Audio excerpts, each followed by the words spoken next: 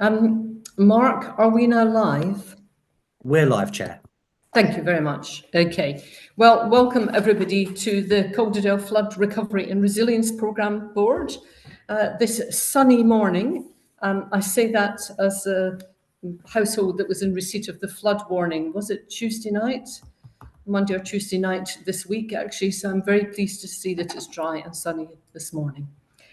We've got quite a busy agenda, not a lot of papers, but a lot of verbal updates today. So with your permission, folks, I will press on through. The first thing, question for the clerk is substitutes nominated for this meeting and apologies for absence. I should just say I'm Councillor Jane Scullion and I'm chairing this meeting for this morning. Thank you. Mark. Yeah, so we have no apologies, but we have no substitutes, but we do have apologies from Councillor Brondale, Adam Ashman from Yorkshire Water, Richard Hellins from Network Row, Olivia Devon from Network Row as well. Right, thank you very much for that. The second thing on our agenda is members' interests, and I must declare interest the same as in the minutes of this meeting, of the previous meeting, which is anything relating to the Errington Hillside and the Hebden Bridge Flood Alleviation Scheme. Thank you. Anybody else got interests to declare? Councillor Holdsworth. No, I'm sorry, Chair.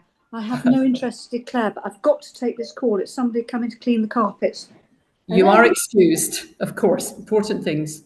So if there being no other members' interests, I'll move on to agenda item 3.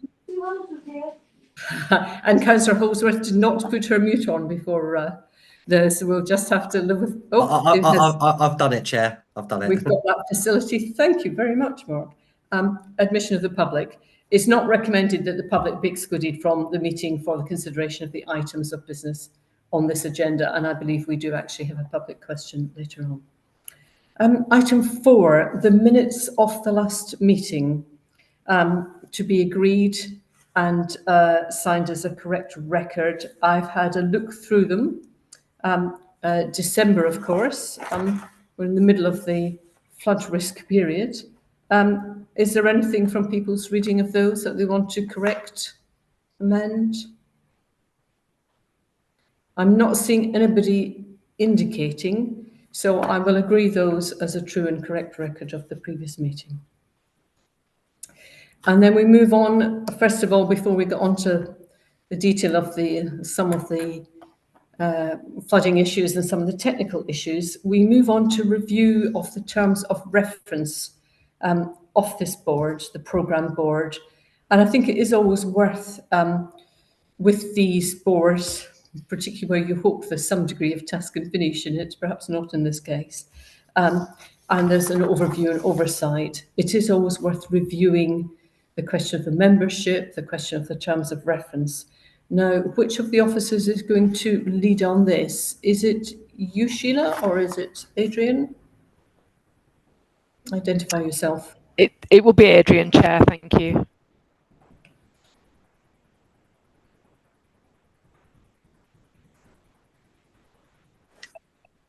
Apologies, Chair, unfamiliarity with Zoom for a second there. I'm also having a few IT issues in terms of accessing the papers. So, Ed, I wonder, do you have the terms of reference open in front of you that you could just talk through? Also struggling with... Yeah, sorry, Ed. Yes, I do. I need to work out how to share. Mark, can you assist with that? Do I need to be the host?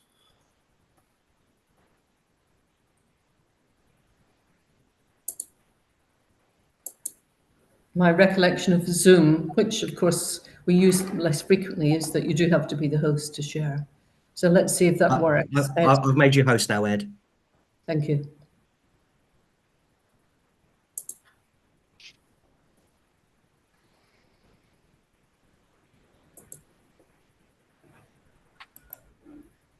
Lovely, thank you. Adrian.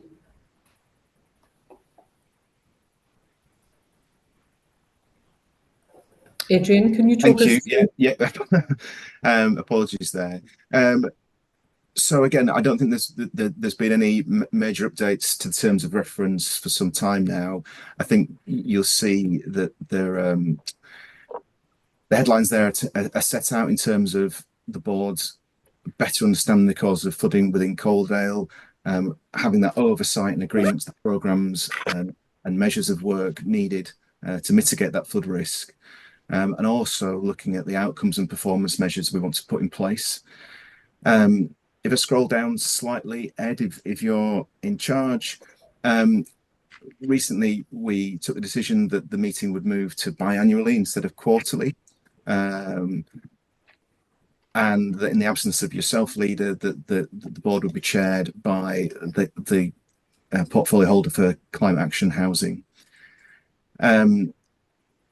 We've talked about reviewing the style of report that's brought forward to the board, and I know when we touch on the flood action plan later, there has been some discussion about the thematic groups that sit under the board, and in particular the resilient infrastructure theme, which perhaps was very relevant in the immediate aftermath of certainly 2015 flooding, but perhaps now can be reported, albeit it will still sit as a theme within the action plan. It may well be reported either solely under one of the other theme headings, or the actions will be distributed appropriately across the different themes. In terms of eligible voting members, again, no change there. So you'll see the voting members represented on the board being Calderdale Council, the Environment Agency, Canal and Rivers Trust, Yorkshire Water and Network Rail. And we still have good representation from those organisations at the various subgroups, the senior officer group and the board itself. There's a standing invitation to the two local MPs, and that hasn't changed. And I know in the past that when they haven't been able to attend, they've quite often sent representation. And I've touched on the operational groups. So decision making, again, unchanged, but that is by consensus. We shouldn't have a hung vote because we have an uneven number of voting members and it's one vote per membership. But if there was to be an abstention and a hung vote, then Calderdale as chair of the board would have the casting vote. Thank you. Ed, would you like to take that document down so that we can then have any comments or discussion we might want to have? Any comments, amendments that people want to make?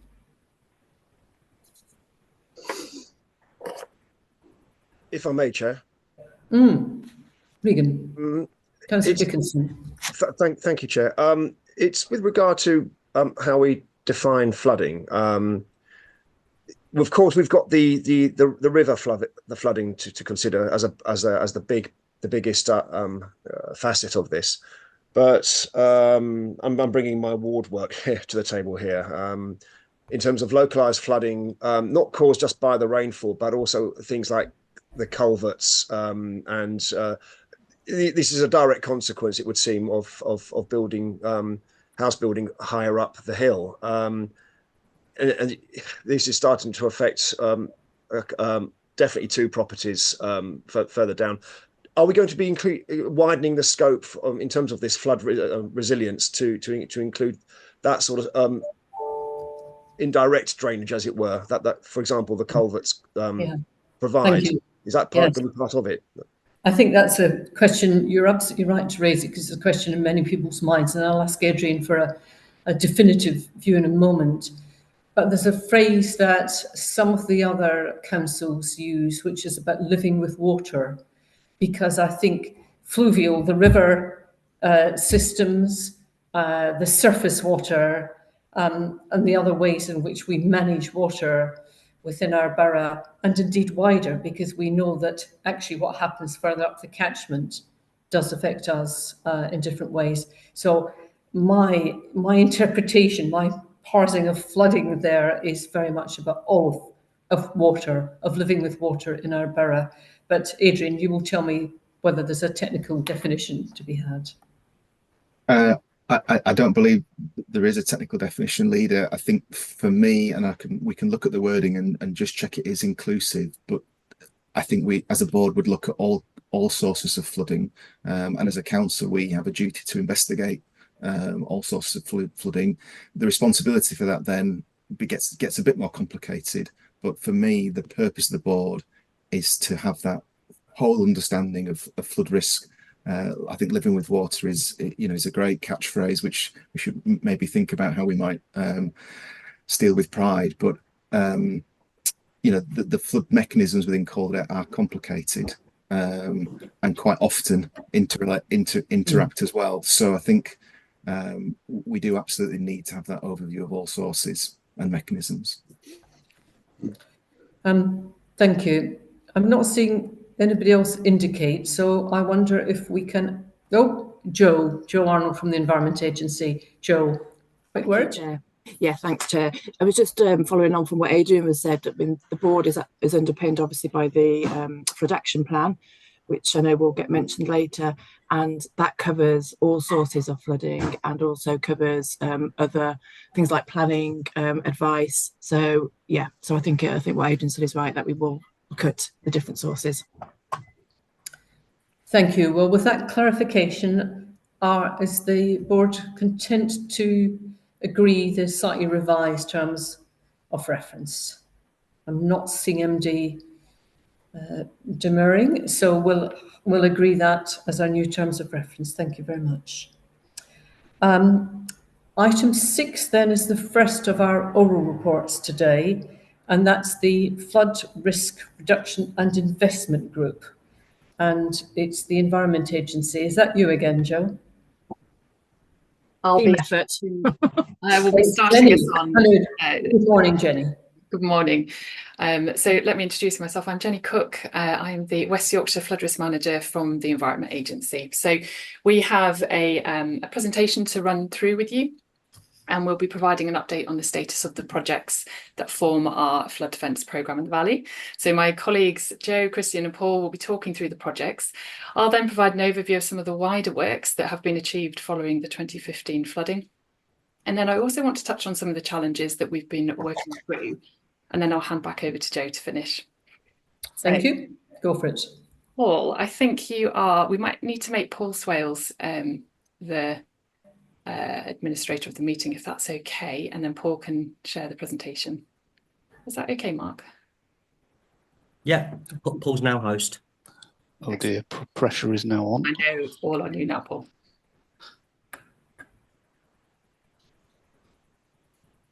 I wasn't trusted to be able to share the slides.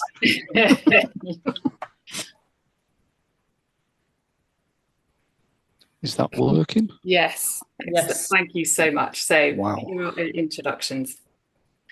So we have a good, strong team here, and many of you will be familiar with my colleagues, but these are our particular roles that we play in delivering this programme. So next slide, please, Paul.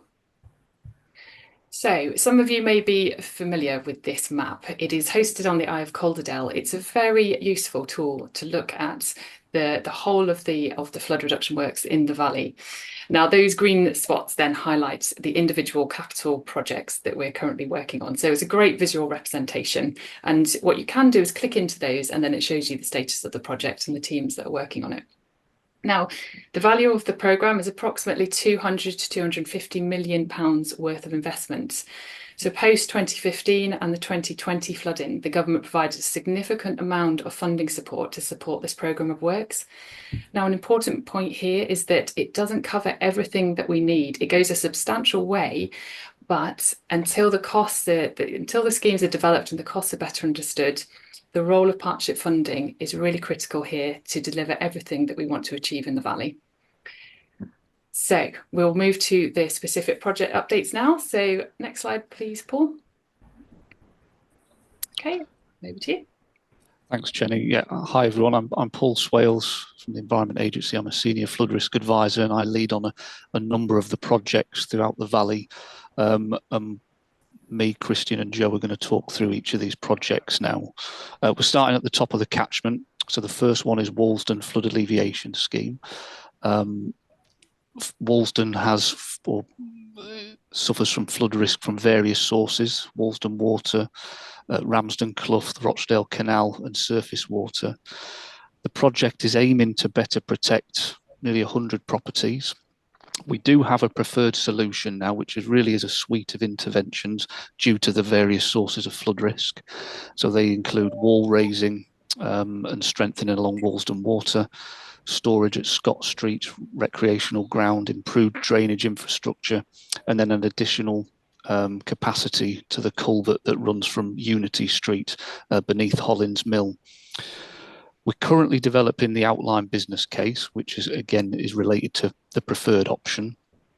What we've been doing over the last number of months is around surveys, so undertaking culvert surveys, ground investigation, which you can see in the two bottom photos there. That's identifying where all the utilities are in the area. And we've also undertaken some drone surveys of the channel itself to look at what the wall conditions are like along Walsden Water.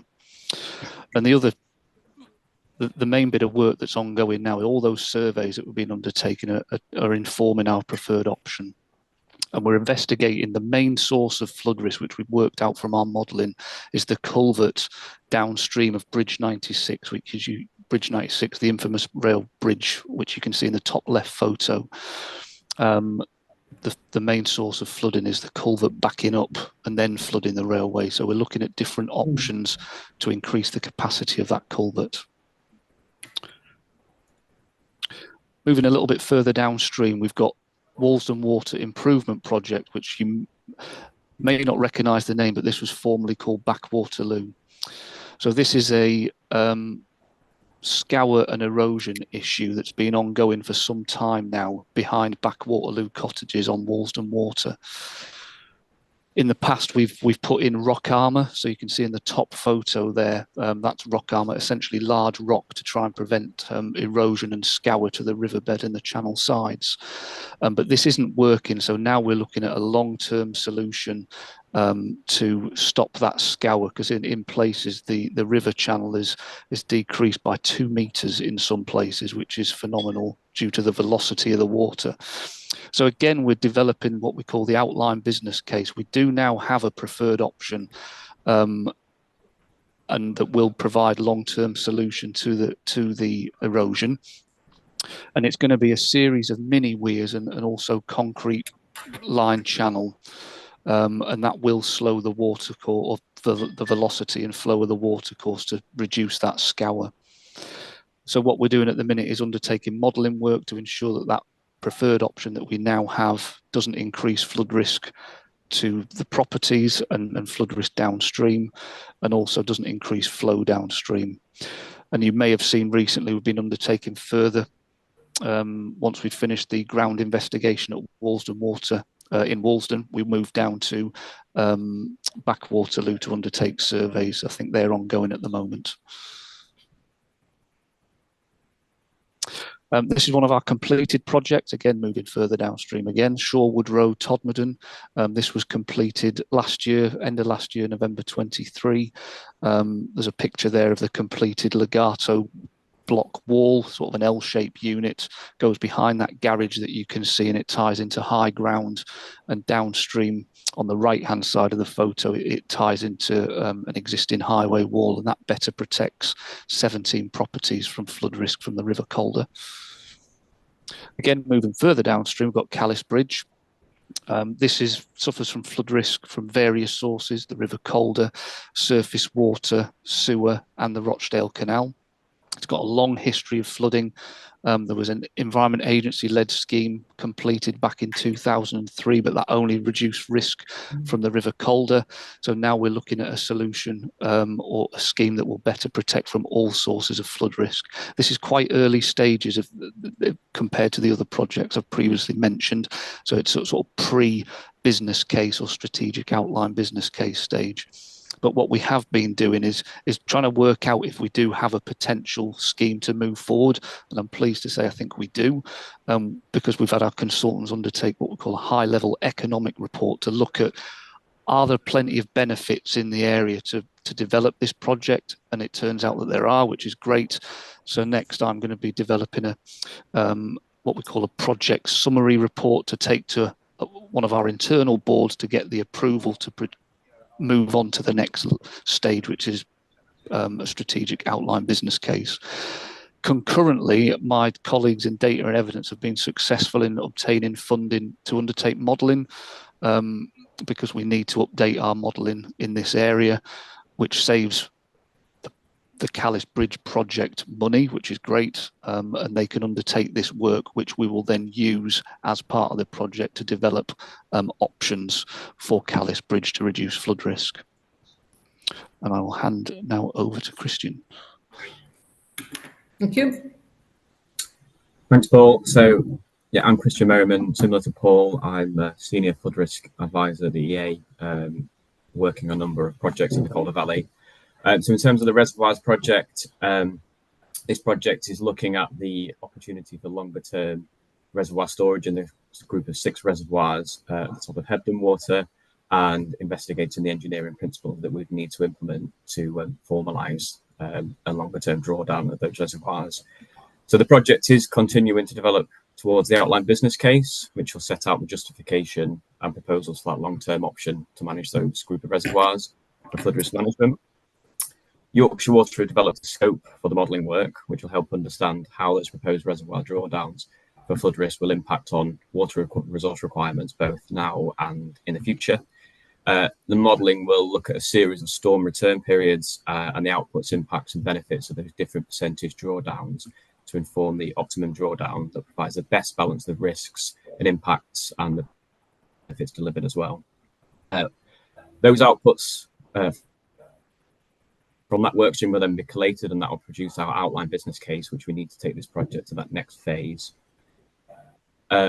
Alongside this, Yorkshire Water are continuing with some water level drawdowns across the Hebden group to facilitate some separate ongoing reservoir maintenance work. That is forecast for completion in around mid-November. This does mean that coming into the winter period of 24-25, we will be commencing with some reservoir storage capacity already available, which is good news. And between Yorkshire Water and the Environment Agency, we are working to assess the potential for a further reservoir trial. You might recall there's been various trials undertaken in previous winters to hold those reservoirs at 90%. So we're looking at whether we can continue that drawdown across the whole winter period to provide some flood risk protection for those reservoirs. Thank you. Oh, it's me again. Okay, so next one, again, moving further downstream, we're into Hebden Bridge now. So this is the Stubbinholme Road flood alleviation scheme. Suffers from significant flood risk from both the River Calder and the Rochdale Canal. And this project aims to better protect 36 properties. Again, we do have a preferred option, which is mainly sort of 90% of the work is raising and strengthening the existing Stubbinholme Road wall from the Calder and Calden Clough confluence, that little footbridge that goes over the Calder down to Stubbinholme Road Bridge itself, but also looking at strengthening and installing some small walls along Rochdale Canal, particularly sort of around the Lockkeeper's Cottage, and then some property flood resilience measures to, I think it's the bridge rectifiers on the right bank, just upstream of Stubbinholme Road Bridge, and also some walls at River Street as well. This scheme's a little bit further on than some of the other projects that I previously mentioned. We're currently developing the full business case with an aim to construct or go to construction in next year. Our pricing exercise that we've been working with our delivery partners, BAM, is almost complete. We secured some additional funding, which is fantastic news. So we sort of maximised our funding allocation now from the frequently flooded allowance fund. And we're also undertaking quite a lot of surveys at the moment, particularly around bat roosting. And I think we've got otter cameras set up on one of the properties as well to see if there's a presence of otters. We've had really positive meetings recently with the fire and ambulance service around trying to reduce the amount of sections when we do work, to reduce the programme and also reduce the cost of the project. So rather than doing the main stubbing own road wall in 11 sections. We're able to do it in 2. So that will really bring down that construction programme and some of the cost as well, which is great news.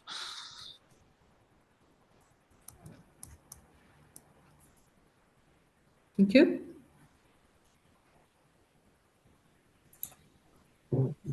Me again. So the Erindon Hillside FAS.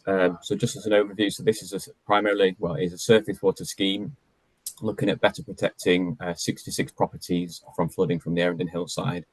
So this project, we're taking a threefold approach. So the main intervention will be property flood resilience to targeted properties.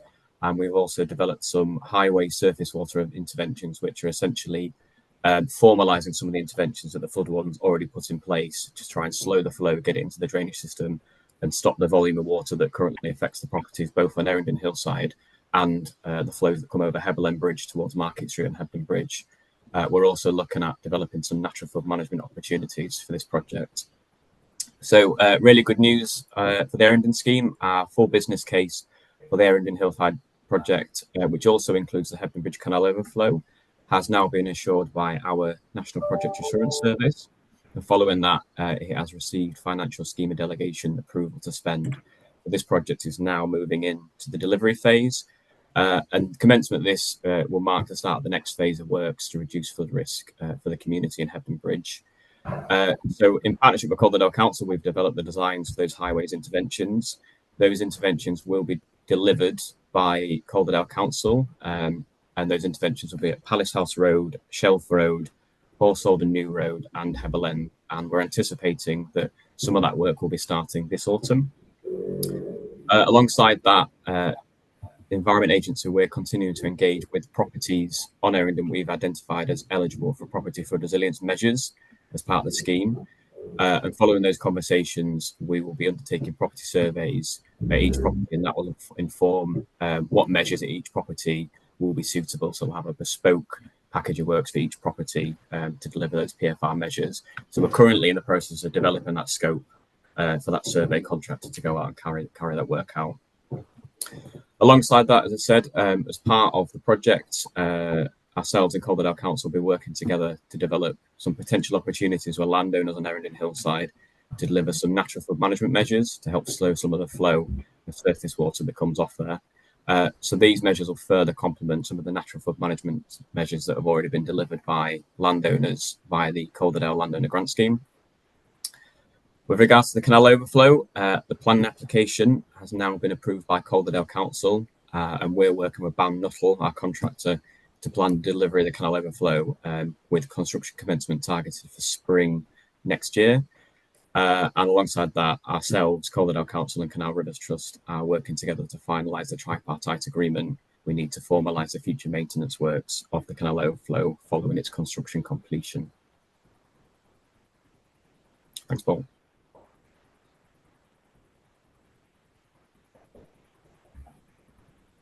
Straight back to me. So for Hebburn Bridge FAS, the detailed design for the fluvial scheme for the River Calder and Hebburn water is now complete, and we are progressing towards the outline the full business case. Recent in-depth interpretation of the requirements posed by the recent Environment Act 2021 has altered how the surface water flood risk for the scheme will be managed. So in the Environment Act 2021, the government has placed a legally binding duty on water companies to reduce the adverse impacts of reservoir discharges from storm overflows. It's anticipated that the delivery of that requirement in Hebburn Bridge, a future project requiring some new physical infrastructure, will be needed. And that infrastructure is necessary to reduce the number of discharges from storm overflows. However, it won't be able to be accommodated with the current surface water system that we've got an outline design for the Hebburn Bridge scheme once that's installed. Quite simply, the two schemes demand the same physical space and they're therefore in conflict. So moving forward, to ensure the most significant source of flooding to face the town is addressed as soon as possible, the fluvial scheme to better protect the community from flooding from the River Calder and Hebburn water is going to progress now.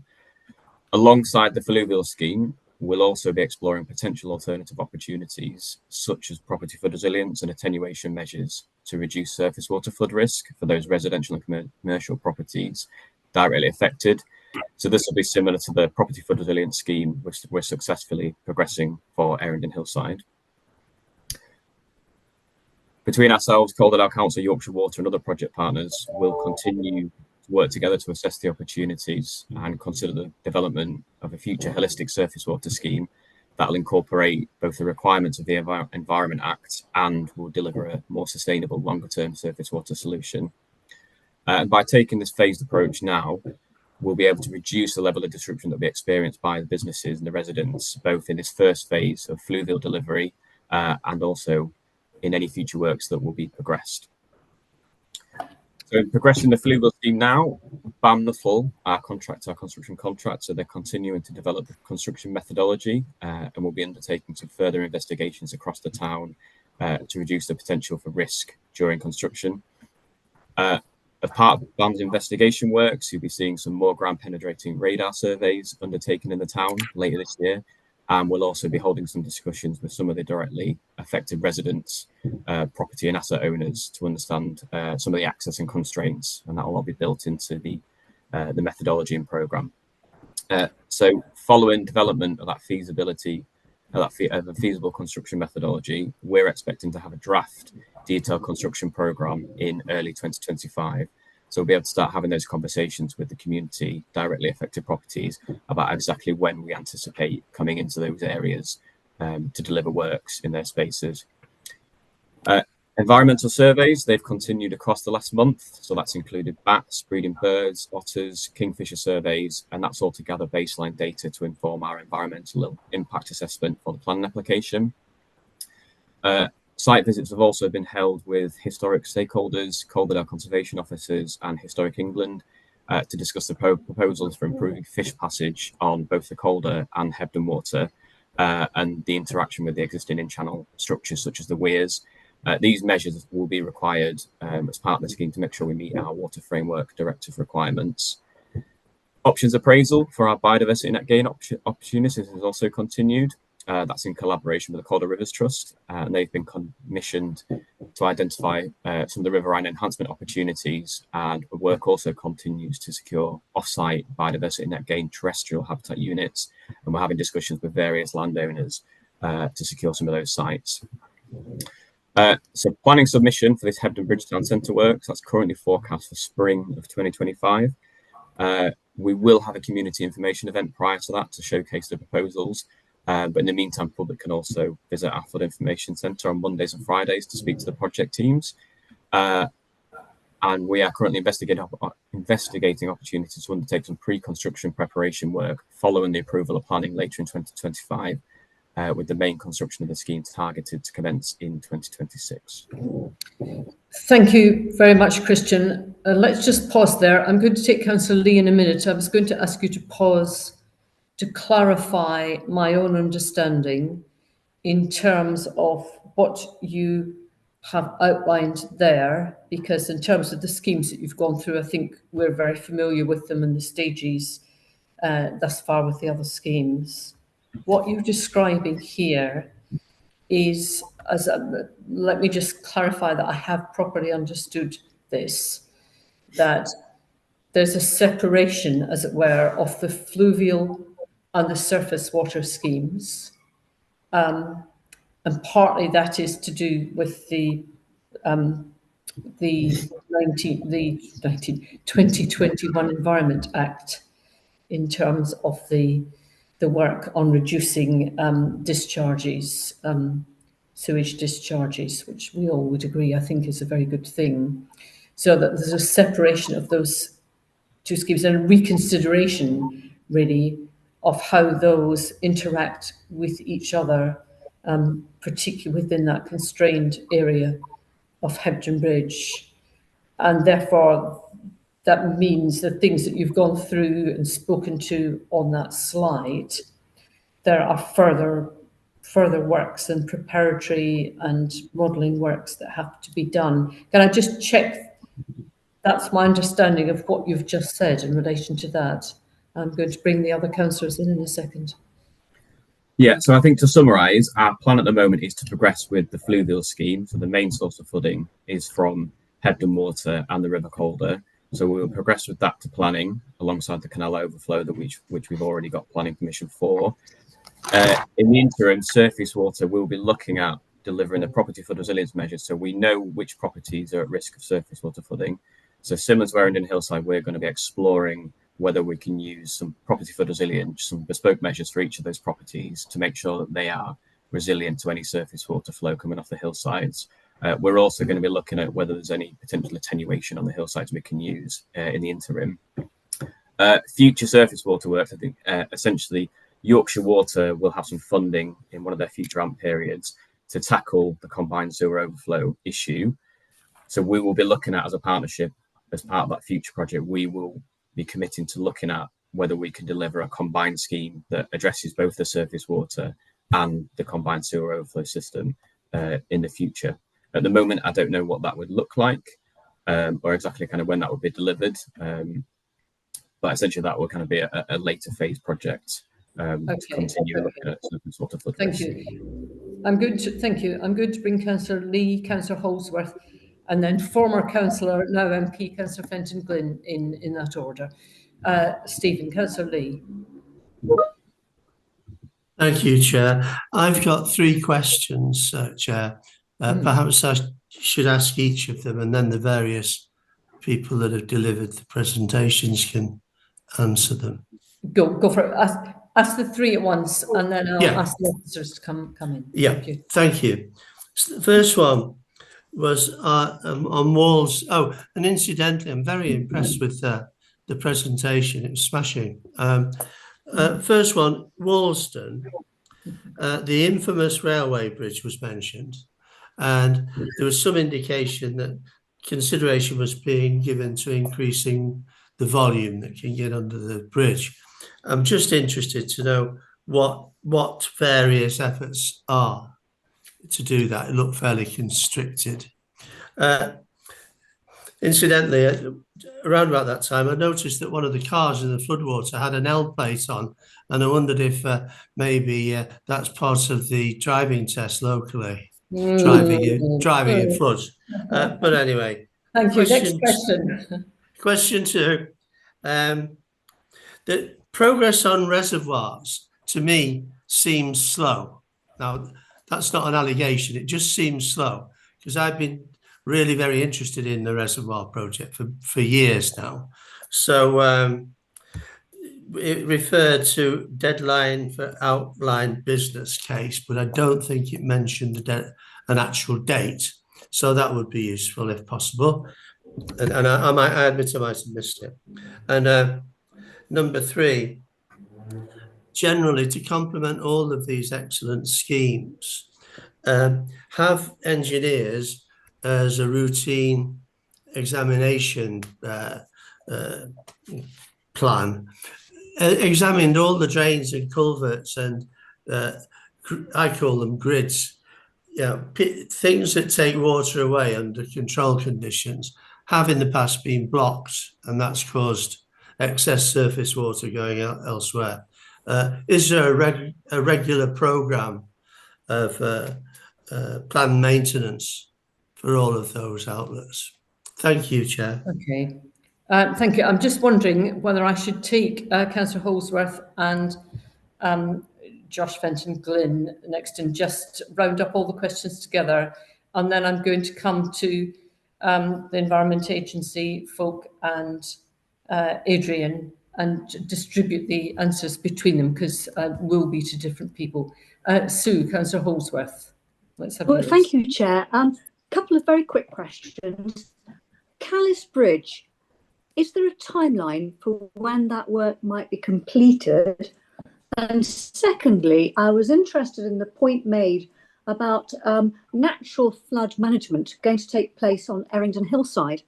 I know that beavers have been introduced in parts of the southwest of England in particular to great effect in terms of slowing the flow. And I just wondered if beavers had been considered as a method of slowing the flow of water from the hillsides down into the valley. Thank you. Thank you. That brings us to 5. Josh? Sorry, I got technology got in the way for a second there. Couple of questions. One is on the reservoir trial, which I think I've been talking about since I was on Flooding Scrutiny Board almost a decade ago.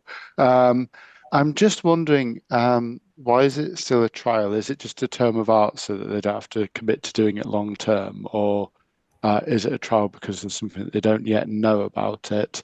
The second question, and I might have just misheard, but am I correct in saying that the fluvial work in Hebden Bridge is due to start in 26? Because that feels like quite like there's been some timeline slippage. I'm just curious as to why that is. And you have that thing where you just want to make sure that residents are feeling secure. And obviously, it's been 6 years since the last flood. It will have been 6 years since the last flood, and it will have been 10 years since the significant floods by the time the flood alleviation work starts. And I appreciate that we're doing other stuff upstream and other stuff in other areas, but I think that there is there may well increasingly be a bit of a feeling that it's just not happened at a pace that people are comfortable with. So I'd just be interested to why it's taking so long and if there's anything that we can do to expedite that.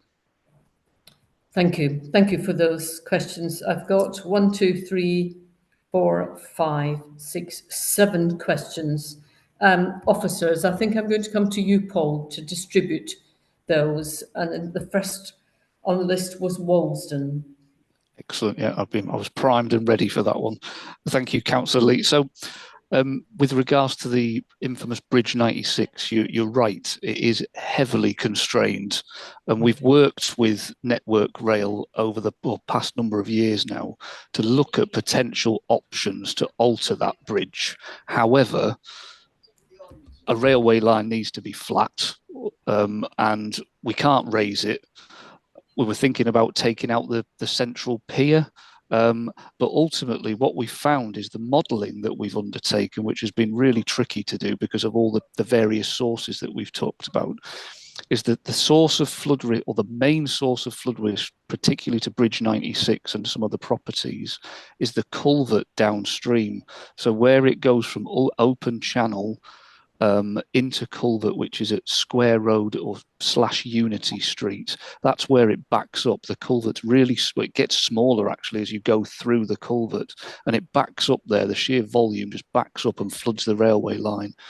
So rather than doing anything to the bridge, which is really tricky to do and it doesn't really make that much difference, we're looking at additional capacity within the culvert. So whether that's a new culvert, like an overflow, for want of a better term, using different methods. So that's the preferred option that we're looking at now. Slight tweaks within each option, whether it's a pipe jacking route or what we call pipe, but just pushing a pipe underground, or an additional culvert going sort of through and down, beneath Rochdale Road and sort of around Hollins Mill area.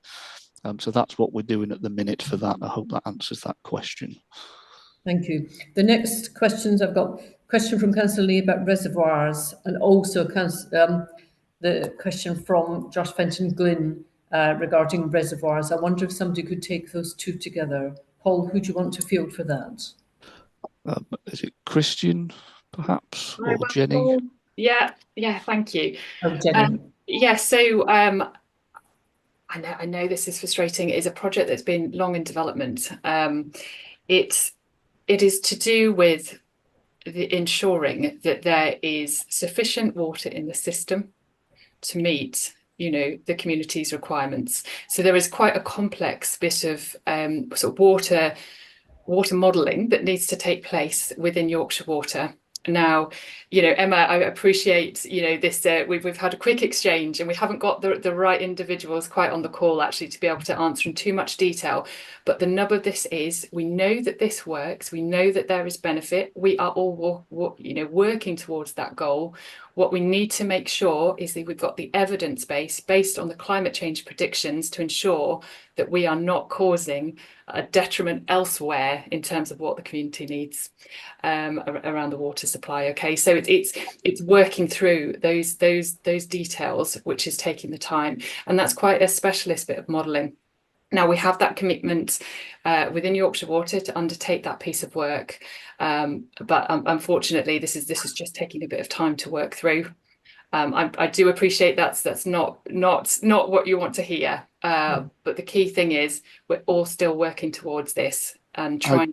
Right, Jenny. I don't mind a clear answer. That's useful. Thank you. Yeah, Jenny, I would very much like to have what you've said and a little bit more detail in terms of Councillor Lee and Josh Fenton Glynn's questions, in terms of just a bit more in terms of being able to offer some community reassurance and reassurance for us as a council on reservoirs because of the sheer length of time, and the two separate questions that are hidden, as it were, implicit within those questions from those two individuals, which is, one is about the trial and the angst we've had every year when we have negotiations with Yorkshire Water in terms of the levels.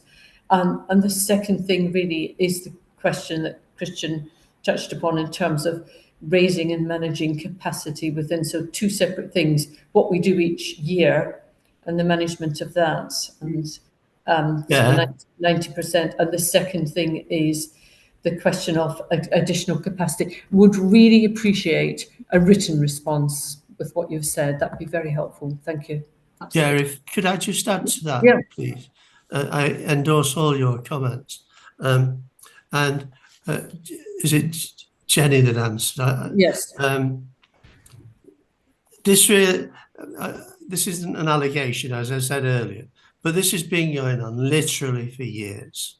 And honestly, I've had a very similar sort of answer to that which was given this morning, probably 5 or 6 times. And so I'm basically unhappy about this. I don't think the progress is what we've got every right to expect. And so I'm also disappointed, incidentally, that I don't know if anybody else from Yorkshire Water is here, but we received an apology from Yorkshire Water.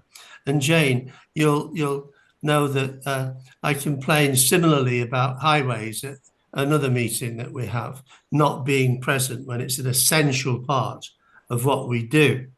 So to have a flood alleviation committee, all the good people on this meeting today, talking about doing our best to alleviate flooding and make some progress, it's profoundly disappointing that Yorkshire Water haven't sent somebody along to answer these questions directly. So thank you, Chair. Thank you. And I see there is a message from Emma Brown from Yorkshire Water saying that she is in fact here. Unfortunately, her microphone is blocked and she's unable to speak. So we are rather constrained. Adrian. Yeah, I was just going to quickly come in. I think that your request for a full briefing note on this is correct, but I guess because additional points have been raised, what I was going to say is, one, I think we should recognise that we are actually leading nationally in terms of the use of reservoirs for flood reduction and have been ever since 2015.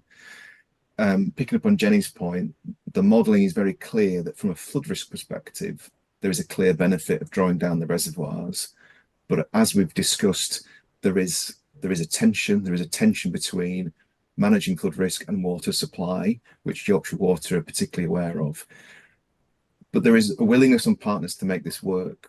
The reason we continue to have a trial and we can't move to a perhaps not permanent position, but perhaps a longer term agreement, really now boils down to one of regulation at a national level. And that is why it's very difficult for this to be resolved locally, because there needs to be national discussions with Environment Agency, DEFRA and Ofwat. Adrian, thank you for that. And it prompts a thought that I want to put to the board. One is obviously to confirm that we do want that more detailed briefing note. The second is, I want to ask the board if they were happy for myself as chair to write on behalf of the board to the new, now what's it called, I've written it down, Minister for Water and Flooding, which is Emma Hardy MP. She's not an MP, I know, but I know that I've looked her up, she's MP for, I think, Hull and Hessel area. Thank you, Emma. And of course, Hull, in terms of living with water on the Humber and some of the flooding issues that they've had there. Actually, I'm making the assumption that as an MP, she's very familiar with the issues. And I wonder if we, as this board, if I should write on behalf of this board to invite Emma Harding specifically to address the questions in relation to reservoir drawdown, storage and capacity, because Adrian's absolutely right. There is a policy and a legislative conflict in terms of the requirement of Yorkshire Water basically only to provide fresh water, as it were, and the interconnection of all of these things in terms of reservoirs, flooding, etc. So are the board content for me to actually take that reservoir issue out, get that briefing for us, take that issue out, and see if we can get in early doors to Emma Hardy MP and just say what Adrian has said in terms of we have done this innovative thing in a very temporary basis. Come and have a look and just see if we can influence some of that debate, really. Josh, you want to? Jane, can you make sure that I'm CC'd on that, and I'll do my best to facilitate a meeting if that's helpful. That'd be helpful. And I know it's less of an issue, but it is still an issue for the Halifax MP. So I'll make sure that both of our MPs are copied in for that. Are the board content for me to pick that one up? Yeah, I am, Councillor Lee. Thank you, Jane. Thank you. Thank you for the prompt, Councillor Lee. Moving on, the next question, Paul, if you could find someone to field this, and it may well be back to Adrian. There was a general question about has there been a survey and examination of all the drains and culverts that flood? Paul or Adrian, can you come back on that?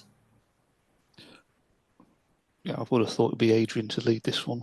Yeah, Okay. happy to respond. So I think it depends on what assets we're talking about. So all main river culverts are inspected, I believe, annually, Paul, by the Environment Agency, irrespective of ownership. We also carry out inspections of ordinary watercourses as well. When we're then talking about the wider drainage network, that is not inspected on a regular basis, but we do carry out routine inspections, and in locations of high flood risk, we also carry out additional leaf clearing exercise around this time to ensure that the drains themselves don't become blocked. So that's I don't know if I've answered all the questions. I think what I'm trying to say is it's a mixed piece. I think the most critical assets are inspected, and maintenance work will be carried out if required. As you move out then to the wider network, the inspections become less frequent, but the criticality of those assets also becomes less critical. Okay, thank you. I'm going to move on to the next question from Councillor Holdsworth about Callis Bridge. Paul? Yep, I think that one will be me. So, as I mentioned in the presentation, Callis Bridge it's still in early stages compared to some of the other projects that we've talked about. So I don't want anyone to hold me to time space. I don't really have a time scale, but what I can say is that we are working through the process to deliver or try and deliver a project in Callis. Let's not forget, it does have an existing flood alleviation scheme. I know it was built some 20 years ago, but it does have a standard of protection from fluvial flood risk. But this is why we're looking at other sources of flood risk to better protect Callis.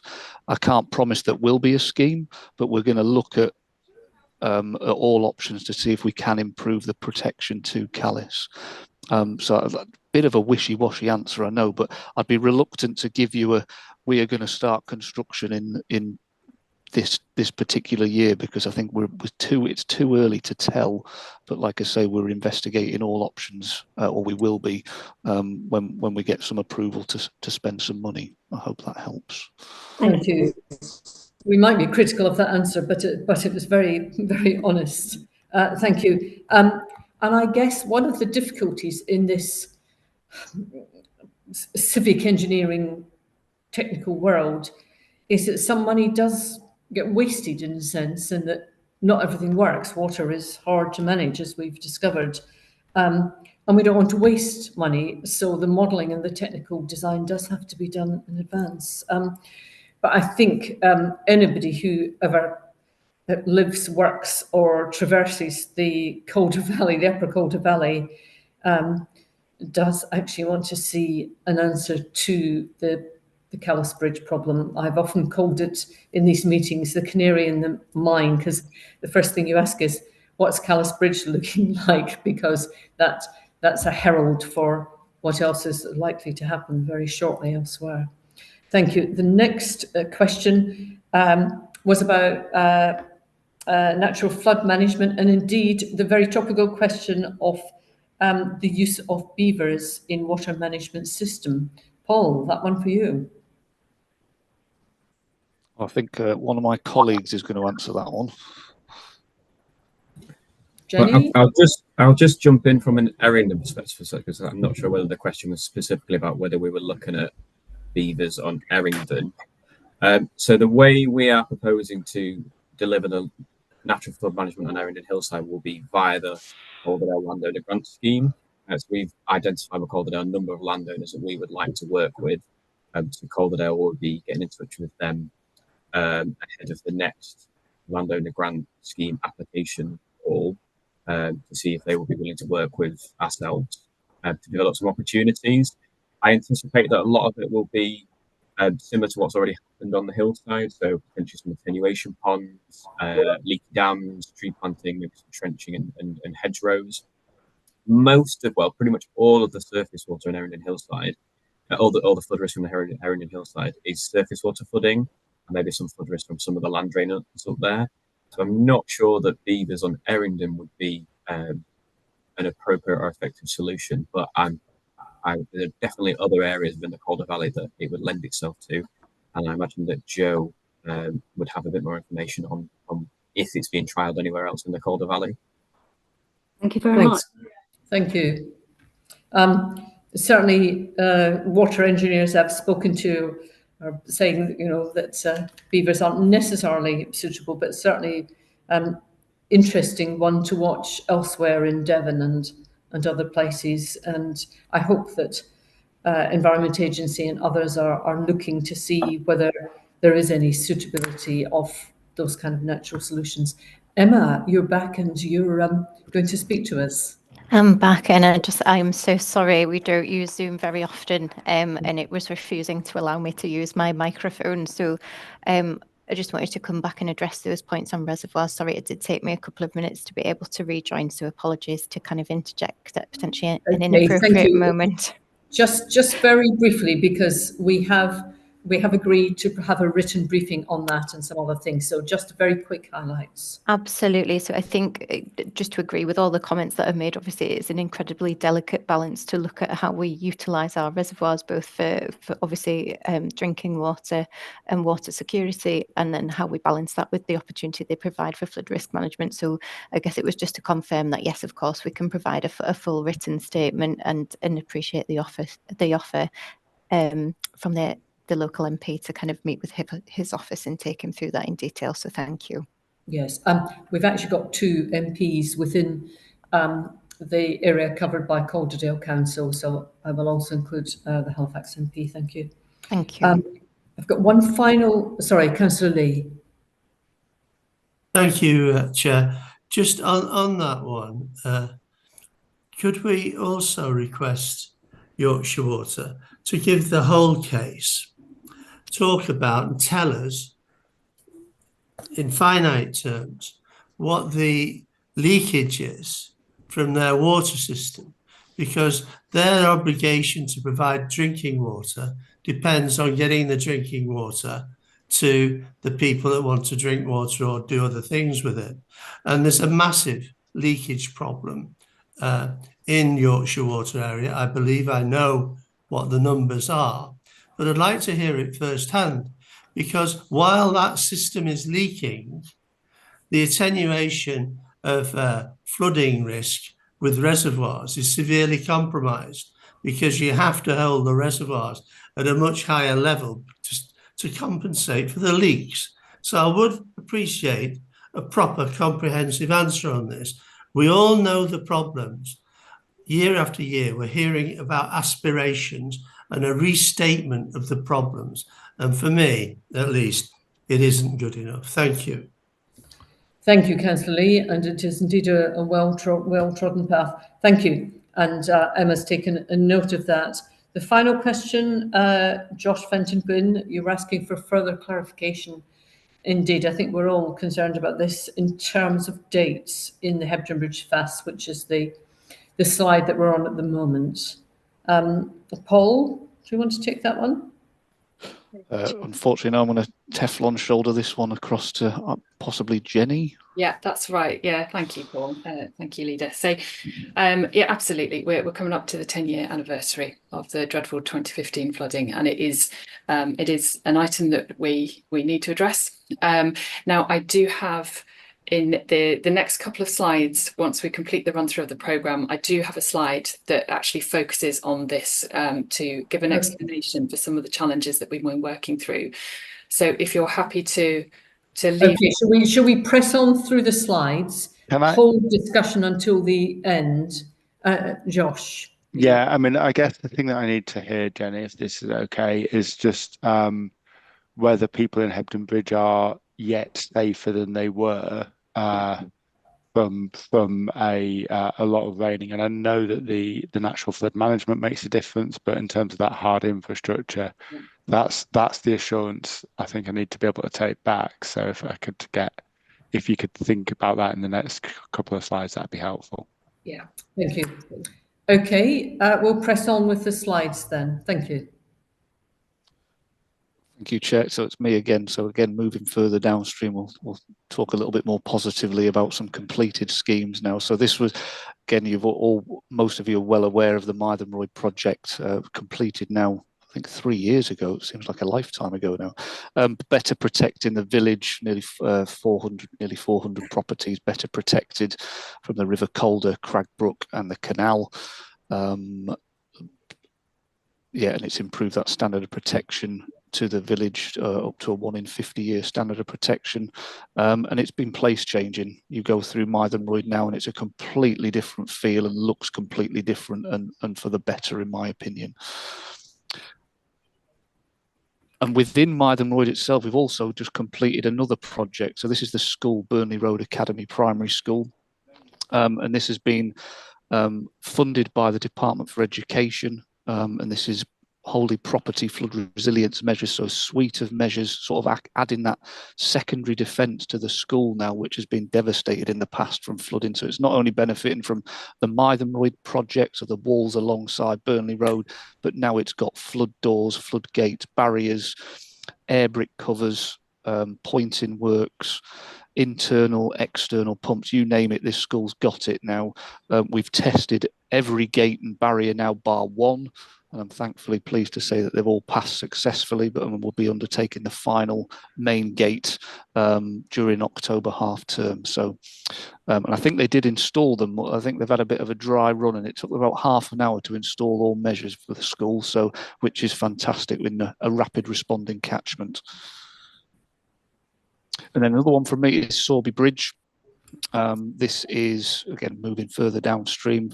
Sorby Bridge suffers from flooding from the River Calder, the River Ryburn, also has surface water problems. This project is looking to better protect nearly 100 properties. We're currently developing the outline business case, so looking at trying to decide what would be the preferred option for Sorby Bridge. What have we been doing over the last number of months? Well, we've undertaken a lot of survey work, so channel survey work, and we've really gone back to the basics with this one, because our data that we did have was really old and quite was outdated. So we've undertaken modelling work and hydrology work. This has now been completed, which took some time, but all modelling work does, unfortunately. And it's been currently reviewed by my EA, Environment Agency internal colleagues, to ensure that what our consultants have done is fit for purpose and accurate. Once this has been agreed, we'll then start looking at inputting different options within the model to see what happens and what might be done. Really challenging project, this one, due to it's heavily constrained. We've got listed structures, those bridges over the River Ryburn are listed, which causes a challenge, but we're working our way forward with this project. Next is Hebblebrook. So this is in Halifax, in the area Wheatley. This project is looks to better protect nearly 100 properties again. This project is further forward than some of our other projects, or some of the other projects I've mentioned. We're on the verge of submitting what we call the full business case. So we have a preferred option, which is realigning the existing channel away from the right bank, which has got gabion baskets which are failing. We're also creating a bypass channel around the trash screen that you can see in the photos, or certainly the top photo, not the bottom photo, because that's when it failed back in 2015, I think, or 2014 maybe. We're also looking at improving maintenance access to this area, because it's quite a challenging asset to access for Calderdale Council. Even though it's main river, this area, it's a Calderdale Council owned asset. So we're looking at improving the maintenance, installing some large debris catchers upstream as well, because you can see on that bottom right, or the photo on the bottom, the amount of debris that can be collected there. And we've removed quite a number of trees in the park area. We're looking at additional planting elsewhere, sort of 5-to-1 ratio, and the area being identified in Mixenden. So we're currently, what we have been doing, the outline design has been completed. We've undertaken a pricing exercise with our delivery partner, BAM. I'm pleased to say that the price is one that we're content with. So once we have that business case assured, we'll be looking to deliver the project, sort of start on site spring next year. And then next one for me is Copley Flood Alleviation Scheme. So for me, this is the real highlight of the slide pack, because this one is on site as we speak. Copley, the village of Copley, suffers from flood, or has suffered from flood risk in the past from the River Calder, the canal, and also surface water. This project is better protecting over 200 properties. And what's happening now is we started on site in April this year, which is phase 1, and Copley is surrounded by an existing Environment Agency embankment, but it leaks, or it did leak, and it was not made of material that you would usually find in an embankment. And you can see in that top left photo some of the stuff that we've taken out of the existing embankment. Basically, it was the old mill that was there, and just general building rubble for when the mill was demolished. So really, you could see why it might seep, because of all these huge voids that would be within it. You usually make an embankment of clay, or for this example, what we're doing is sheet piling the existing embankment. So you can see in the middle left photo, this is what we call area 3, or section 3 of the work, which is the piling at the old Rishworthian Rugby Club. That machine there has been whacking in those sheet piles. That area is now complete. So that photo on the middle right photo is it being backfilled, piles are being cut off, backfilled with soil, and then grass seed, and it's already germinating, which is fantastic. Section 2, which is the area around Copley Lane, it's behind a number of properties where we had to take up gardens, or proportion of 11 properties of their gardens, just due to the constrained nature.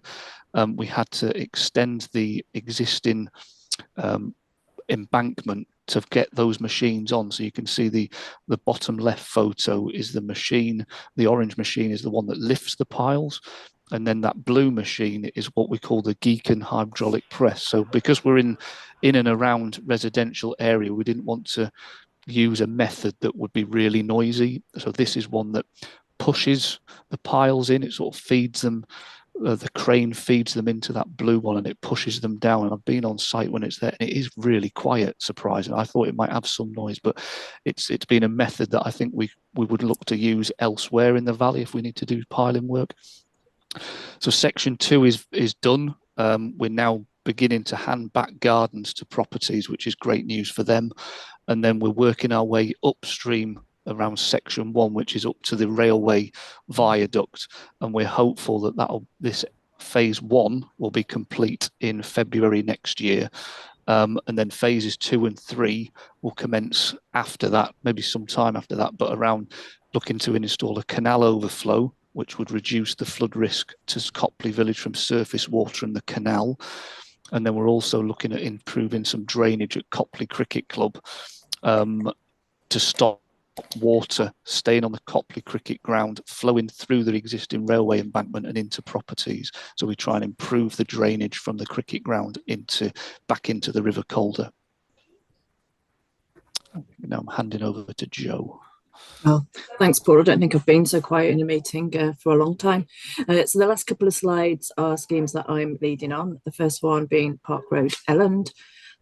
We've been working closely with Calderdale Council, Yorkshire Water and the Canal and River Trust over the last few months in relation to reducing flood risk to this particular community. We've now reviewed the flooding mechanisms and we've produced an initial list of solutions to reduce flood risk, and we've also done initial economics assessment. So the economics assessment shows that by addressing surface water flooding, this will bring the most economic benefits to the area. So working very, very closely with Ed and his team on the business case to sort of work those solutions up, piggybacking on the successes of Erringdon, looking at the property flood resilience and also natural flood management in the area. We have been successful in securing external funding outside granting aid, and so therefore at this stage the surface water part of the scheme is fully funded. Concurrently, the project team is going to continue working on the fluvial part of the scheme, because we're obviously aware that the road and some of the properties on Park Road is impacted by flooding from the River Calder. We're hoping to get the single stage business case. So that's the one, because of the value of the scheme, that's the one stage business case that we will need to assure in the next 12 months. But as I say, working really, really closely with Ed, the council, to deliver this scheme as quickly as we can. Thanks, Paul. And last but not least, and I'd probably fight Paul over which is the highlight of this this presentation between Copley and Brighouse. So we are now completed the majority of the work on the River Calder. So we're already protecting businesses in the area. We appreciate how long it can or appear to take to get schemes to site. So where we can, we do try and pull schemes forward and deliver some of the works that we can do under permitted development where we don't need planning permission. Construction is well underway now in Welloam Park, which will reduce flooding from the Clifton Beck. And this includes constructing new weirs, storage areas and bridges. And work has begun this week in Winnie Hill Park as well. We're also working in partnership with Calderdale's major projects team. So we are delivering the cycle pathway as part of their A641 scheme, and the major projects team will look at reducing flood risk at Phoenix Bridge when they look at improving the road network around that area, around the infamous Lidl. We're looking at completing the scheme by 2026. Spring 2026 is when the parks will be back open. We did a site visit yesterday with the stakeholder group, and Katie was there, and hopefully she was impressed with the progress and the sort of benefits of the scheme outside of flood risk, reducing flood risk such as biodiversity and accessibility. And then, oh, I haven't got my camera on, apologies everybody, didn't realise that.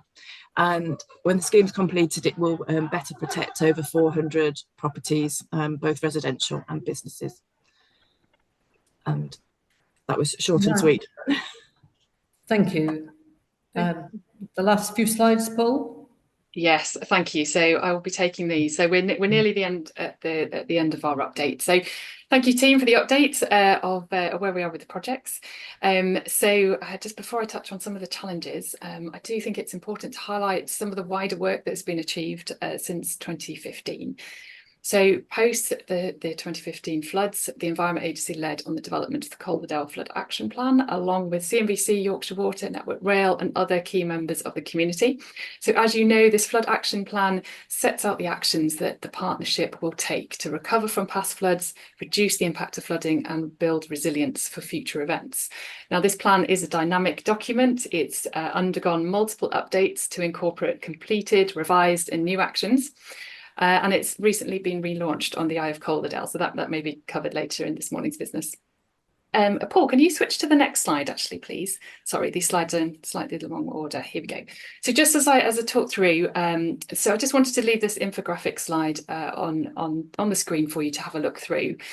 And I just wanted to pull out some key sort of facts behind this. So firstly, in terms of, what has the agency done to bring forward works to provide that level of protection as quickly as possible. We all know that capital schemes take a long time to develop, but where are the quick wins? So firstly, just a reminder of the £10 million recovery programme that was undertaken post-2015 flood event. So clearing debris, clearing and rebuilding collapsed structures and damaged flood defence assets. So that was undertaken immediately after the flooding. And Paul and the team have talked us through those completed schemes at Mythenroyd, Shorewood Road and Burnley Road Academy. And as we say, we have Copley Brick House in construction now, which is excellent. So I just wanted to highlight that at every opportunity, we continually explore what we can bring forward early to secure that protection. Now, to address Josh, your key question around what has specifically been delivered for Hebden Bridge. So many of you may remember the footbridge that connected Calder Terrace to the Adult Learning Centre. Now, this was severely damaged in 2015. Now, modelling undertaken directly after the event highlighted that complete removal of that bridge would provide an immediate flood risk benefit. So the recovery works undertaken in 2016 removed that bridge to provide that immediate flood risk reduction. And in 2022, repair works were completed to the riverside wall at the Adult Learning Centre. So this was located on the right bank as you look downstream, and it was a wall that was severely undermined, and there was a high risk of that collapsing and creating a blockage in the river. And this would have caused an increased flood risk to the local community and at Stubbinghome Road. So as part of the Hebden scheme, the project team looked at bringing that work forward, and we rebuilt that wall to avoid that risk.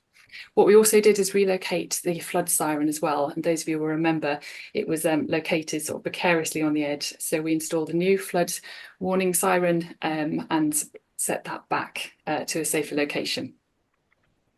We've also touched on the role of NFM, and we all appreciate that this plays a significant part in managing flood risk, especially in such steep-sided valleys. And this work is absolutely important to happen in parallel with our capital scheme interventions. And there are some fantastic stats on this slide around, 160 sites in the borough used for NFM, 160,000 trees planted since 2015. And we know that Slow the Flow is a driving force in advocating an importance of the role of NFM. So now on to the challenges. Paul, would you mind just skipping back again to this slide? Thank you so much. So it is really important to first acknowledge the frustrations felt about the length of time it takes to develop some of these schemes. And I recognise that there is particular concern about the time it's taken to design and develop a scheme for Hebden Bridge.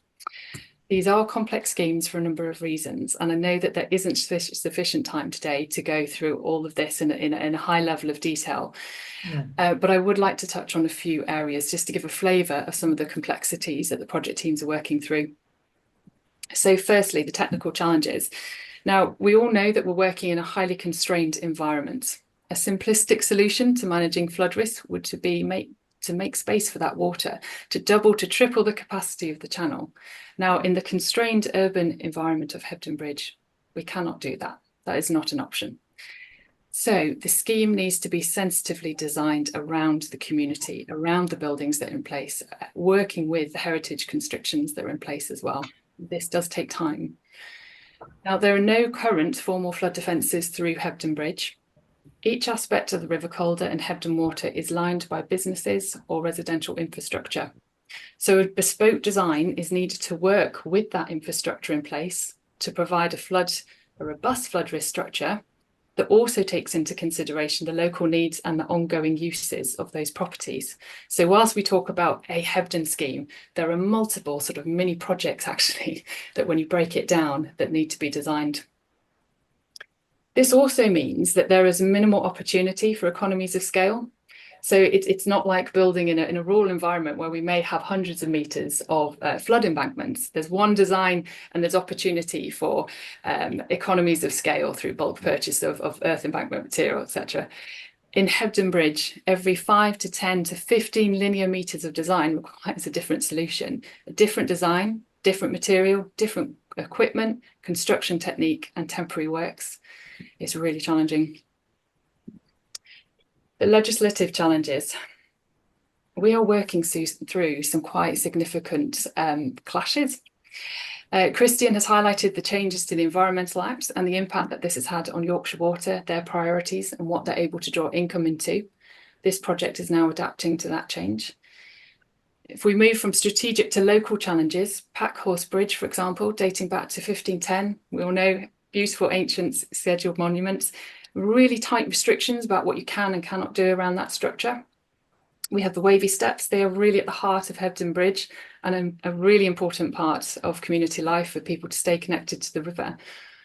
Now, to maintain that connection to the river, we have designed rising barriers in that location. And this is new and innovative technology in the UK, and this takes time to work through. We need to be sure that there is adequate safeguarding in place for the use of this technology in a rapid response catchment.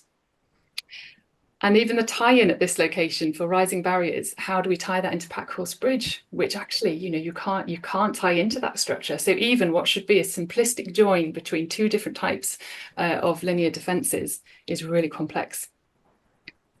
The final challenge I'd like to flag is the complex environmental challenges. Yes, there has been changes in legislation and there have been an increase in BNG expectations and requirements. It's all a good and positive movement and change that we all welcome.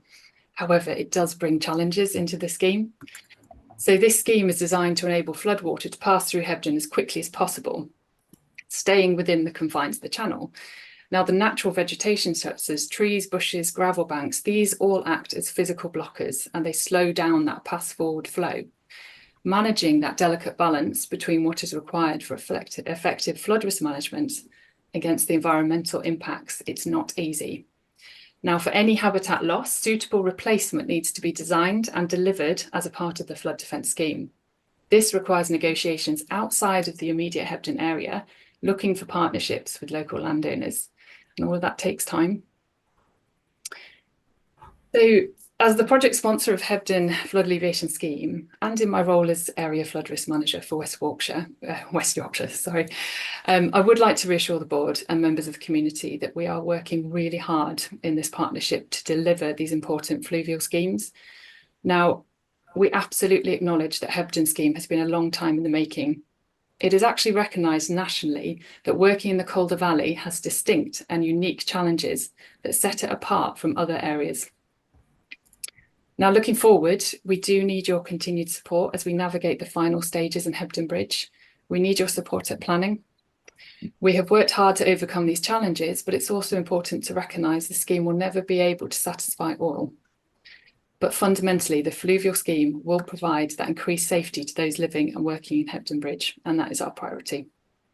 As I say, it's a high-level overview of some of which we're working through, but I hope this helps. So Joe, I think you're covering the last slide. Thank you. Thanks, Jenny. Yeah, I just wanted to sort of end really with some work that we're doing outside of developing the capital programme.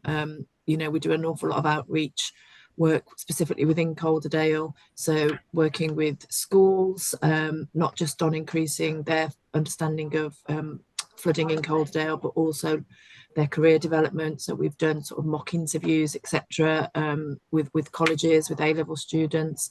We've also done, I think the top photo on the left, right, is working, pulling together some bug hotels that we did down at Copley. So we're really trying to sort of make an impact or a difference you know, holistically within the communities that, you know, we do cause disruption in, and we are aware of that, you know, and we do try and limit that where we can. So yeah, that was it from me, Jenny. I think that might be the end of our presentation, which I thought was going to be right. Thank you. I wonder if whoever is in charge at the moment, is it Paul, could take that. Thank you very much. I've got 3 people who've indicated to speak at the moment, and I thank you really for what really is a very good comprehensive roundup of where we are. Excuse me, in relation to each of the projects. There is a lot to dig into there, really, and there's a lot of ongoing conversations. I mean, yes, there was a plea, Jenny, in terms of need the support of the board. The board's support, of course, representing the people of Calderdale, is not a given, really. It's part of that ongoing dialogue and discussion and challenge, really, between the organisations to get the best for the people of Calderdale. I'm going to go first of all to Councillor Lee, then to Councillor Dickinson, and then to Councillor Patient. And the answer is yes, we'd very much like a copy of the presentation. Thank you. Councillor Lee. Thank you, Chair. I'll be brief. We've just heard about the challenges that are being faced, and it's all very impressive. But I think I need to highlight a major further challenge that I don't think was addressed. And this goes back to what was said earlier on about Sowerby Bridge. Paul, I think, said it, that quite appropriately, he reported to us that this was all done to deal with 1 in 50-year incidents. And, you know, when this was designed, somebody's talked about the time that projects take. We all know that was perfectly reasonable modelling. However, we also all know that in Calderdale, even in the last, say, 5 years, we've had quite a number of 1 in 50, and I think even up to 1 in 100-year incidents occurring. So my question is to all of the assembled expertise. We're going ahead with 1 in 50-year modelling when we absolutely know that now the game has changed. So do we think that we need to revise for future projects, and with some haste, the basis of the modelling, because it needs to be taking account of these incidents happening far more frequently than 1 in 50 years. Thanks, Chair. Thank you, Stephen. In the interests of efficiency, I am going to take, I've now got a further 3 questions from councillors. I'm going to take those together, and then I'm going to once again go to the Environment Agency officers, I think in this case, to respond to all of those. I'm conscious, folks, that we're on item 6 only of a 12-item agenda, so I'm going to group those together. And first of all, I'm going to hear from Councillor Dickinson. Reagan, you had a question or comment. Thank you, Chair.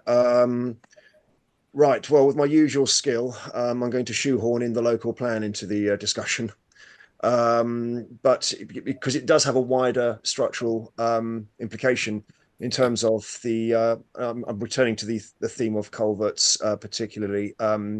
I witnessed myself the culvert spilling over into the sewer. This has implications further down where a nursery at the bottom of Rastrick has a history of its sewage lids bursting because of the pressures put on it, I presume because of flood water getting into the sewers. There was a survey done in 2008 that indicated there would be a problem. There was another one done in 2016 that favoured the development of the Delph Hill site, which is, I think it's something like 270 houses being built on it. But it's the wider implications as more land is being built on. in terms of way with the land is being assessed for the runoffs and the use of the culverts and the condition of the culverts. So there was a comment made earlier on about the culverts being inspected in the areas affected in the Upper Valley. I would most cordially and urgently invite the Environment Agency to come and inspect the culverts in Rastrick, especially those on the site itself of the Delph Hill. But there's been a lot of earth moving equipment made, and I'm just wondering if those have been crushed at all. And certainly the implications of several properties affected downhill with the culverts certainly being blocked, obviously therefore spilling into sewers, causing misery for residents. And really for the longer term, trying to circumvent this so that we can have a local plan and its outcomes which we can sort of comfortably live with. Thank you. Thank you very much. I've got Councillor Patient next. Scott? Thank you, Chair. But just briefly to come back on that, I'd just invite Councillor Dickinson. There's a workshop on the flooding and drainage supplementary planning document later today that might be helpful for you to understand some of those issues and what that supplementary planning document aims to do with regards to the local plan. So just thought I'd drop that in. I saw it was sent to members all. Yeah, my question is briefly on Hebden Bridge. And Adrian, sorry to feel like I've been mentioning this repeatedly over the few years. I'm just hearkening back to the meeting above a pub back in 2020 when the initial ideas for the Hebden Bridge pass were still being sort of shaken out at that point. And I remember in the room, I remember lots of things from that day, but I remember in the room people, certainly some business owners, being very, very clear that they would rather see, you know, and this wasn't a view shared by everyone, some of that property level protection being done. So it's cheering to hear that perhaps an element of that scheme is pivoting towards looking at that.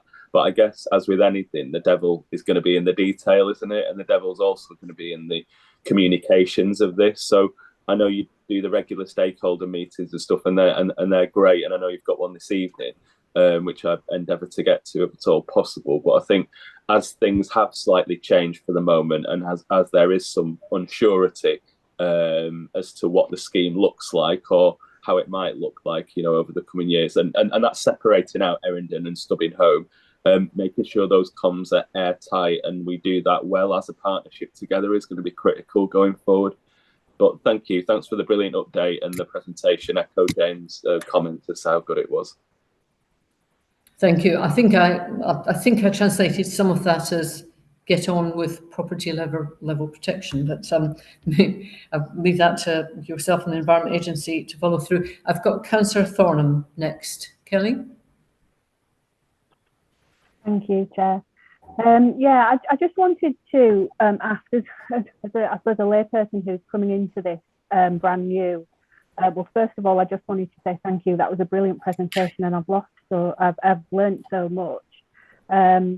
But I just wanted to know a snapshot really of kind of which areas now of Calderdale do we class as the most vulnerable, considering the fact that some of these projects are taking a little bit longer than we expected, for understandable reasons that you've just gone through the challenges. And is this changing all the time?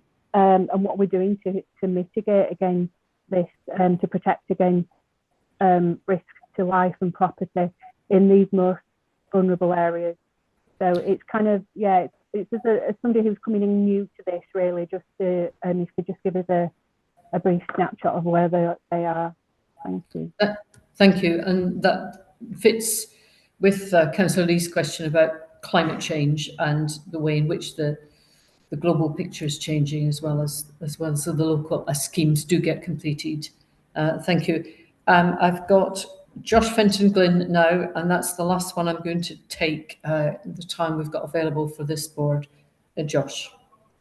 Yeah, I guess it's kind of just going back to the original question that I asked. I'm not sure it was fully answered. If we were to have a 2015 type event, I think what I got from you, I mean, I understand the difficulty of Hebden Bridge, but we've had 10 years to formulate the scheme, and I would be keen to know, in terms of going back to my constituents, if we had a 2015 type event, would the work around the old adult education centre and the wall be enough to prevent 2015 type flooding? And I think we all know the answer. And you know, I just obviously got a huge amount of anxiety that it's taken this long, and it doesn't feel like there's the urgency that I'd perhaps like to see. Thank you, and thank you, board. You know, these are difficult and challenging issues. And I've just been this morning before this meeting. I went for a hospital appointment, and the nurse said, how do you do chairing? You know, do you just let everybody else speak? And I said, you make sure that people ask challenging questions. So I think we have delivered that brief today. And we've got the 5 questions. I intend, officers, if you could respond to those briskly, and to offer to follow up, not just to the questioner, but to the whole board in relation to some of those. We may well have to come back to some of those in other ways and in other forums.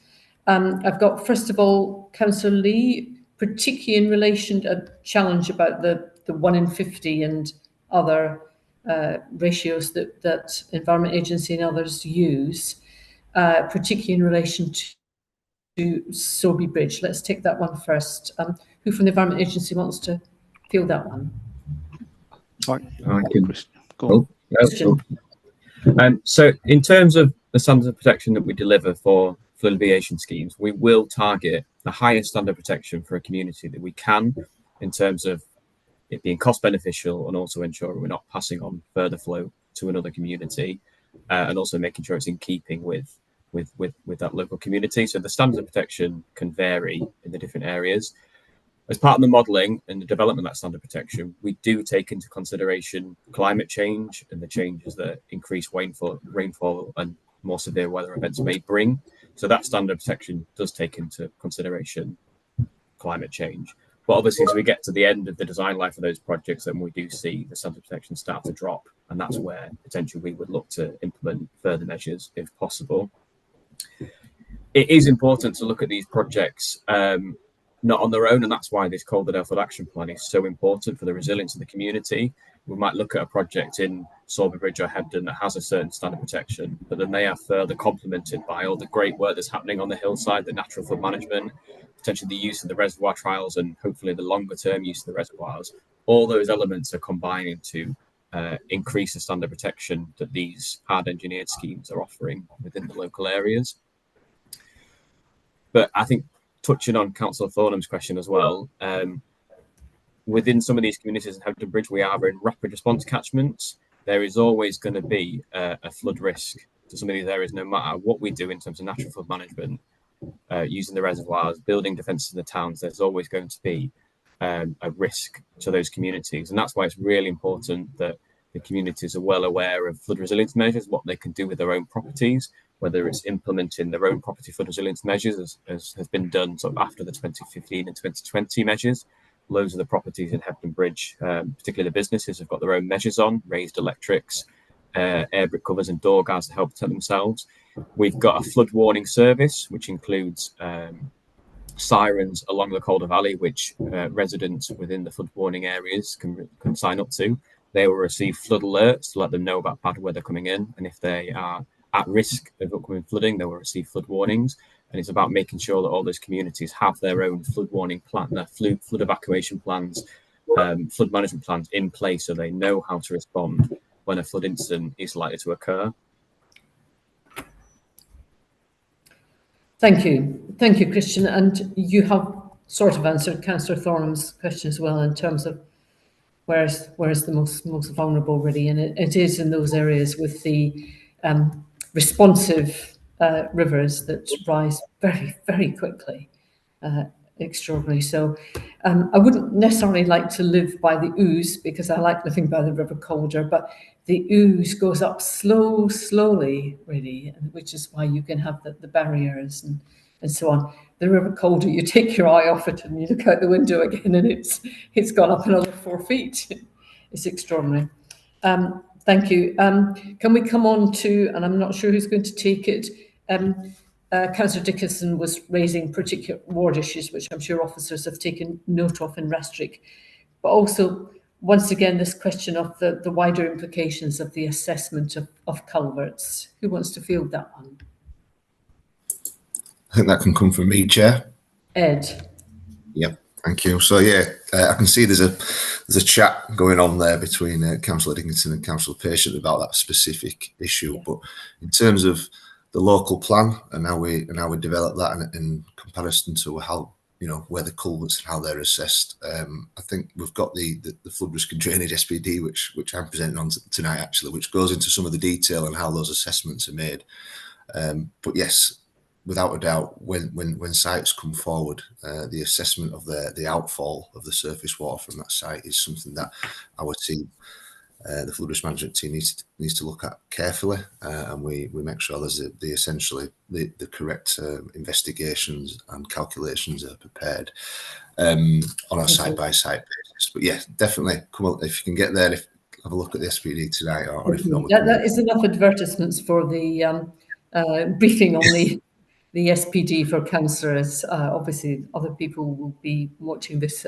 There is a specific briefing for councillors on culverts and wastewater and water management in relation to the local plan.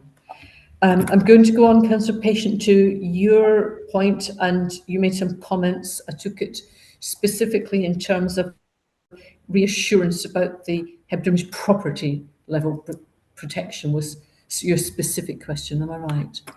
A little bit of that, and just more around communications around adaptation and change that we've heard today. Yes. Thank you. Adrian, do you want to deal with that one?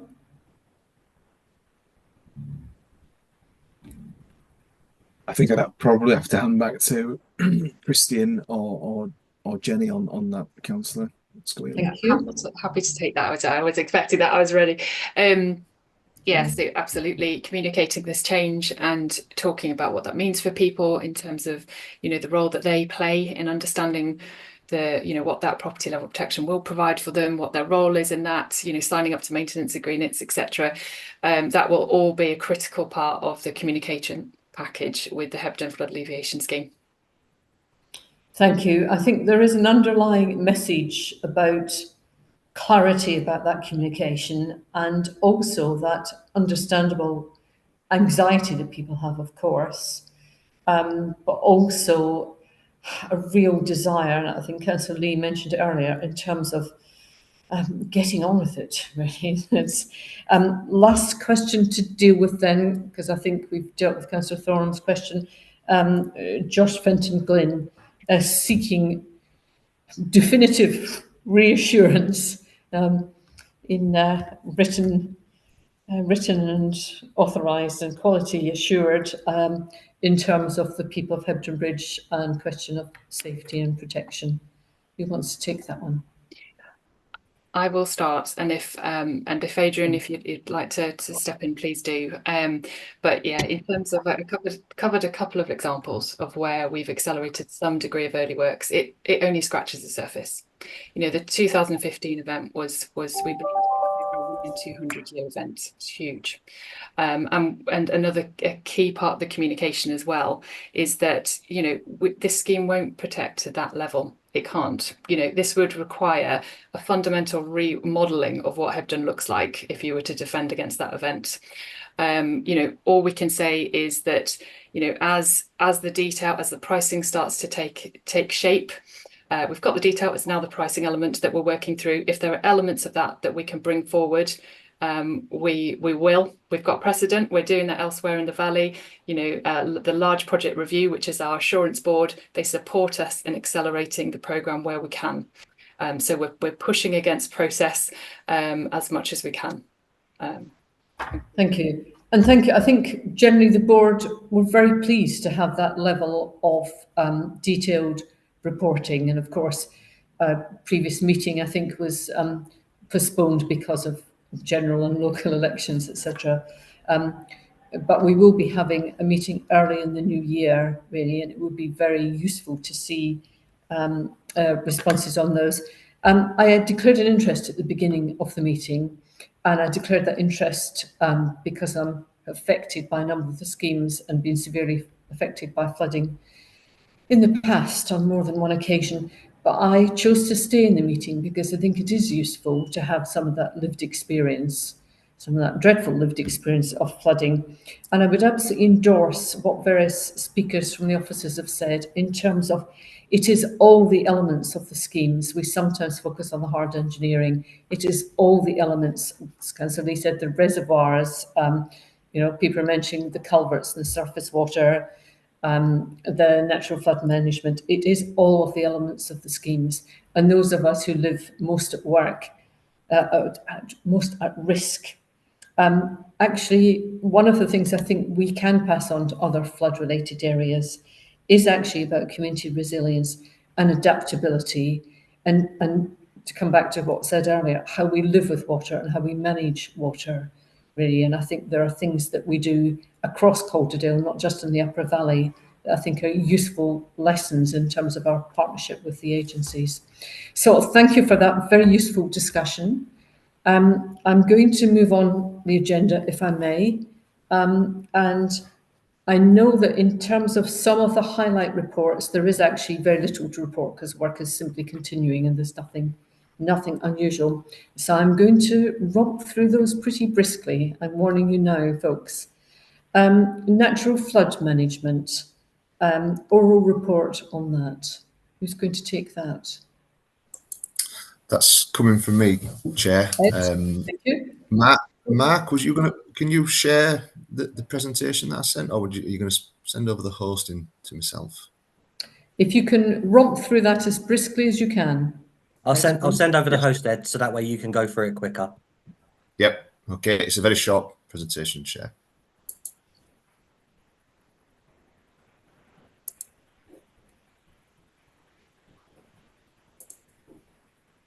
And the magic has happened. Thank you, Ed. Go for it. Okay, thank you. So yeah, for those who don't know, Ed Norfolk, Corporate Lead, Flood Risk Management at Calderdale Council. I'm just going to quickly go through the Natural Flood Management Operational Group and some of the work that they've been getting on with over the last period. Some key achievements that has happened through that group, the Calder and Cone Landscape Links projects, which is core. We do have an item for that actually later, which we might not get onto, but that's a DEFRA-funded landscape recovery project, which started in May to plan and design landscape recovery measures in our area. There's also been some progress on National Trust Landscape for Water project, 29 hectares of new woodland consented and 255 new leaky dams delivered. 4 new projects have been funded through the Priority Actions grant scheme. That's just recently been launched. One on Bryson Moor, which is an aeration project, which is really keen, and some new technology there, which we're looking to model and see how it copes with some of those issues upon that moorland. Calderdale are working with partners to identify some NFM measures for rural highways. It's really important for the highway resilience in Calderdale that some of those rural highways are protected. And finally, we're looking at rolling out the landowner grant scheme for another round in December. Just some quick highlights, very quick highlights. I'm sure most of the board members and attendees have seen these types of interventions, but these are the types of things that have been delivered to the landowner grant scheme. Just some highlight numbers there, just on the left. That's a small attenuation plan handed up, but we've done 20,000 cubic meters of that attenuation across the programme.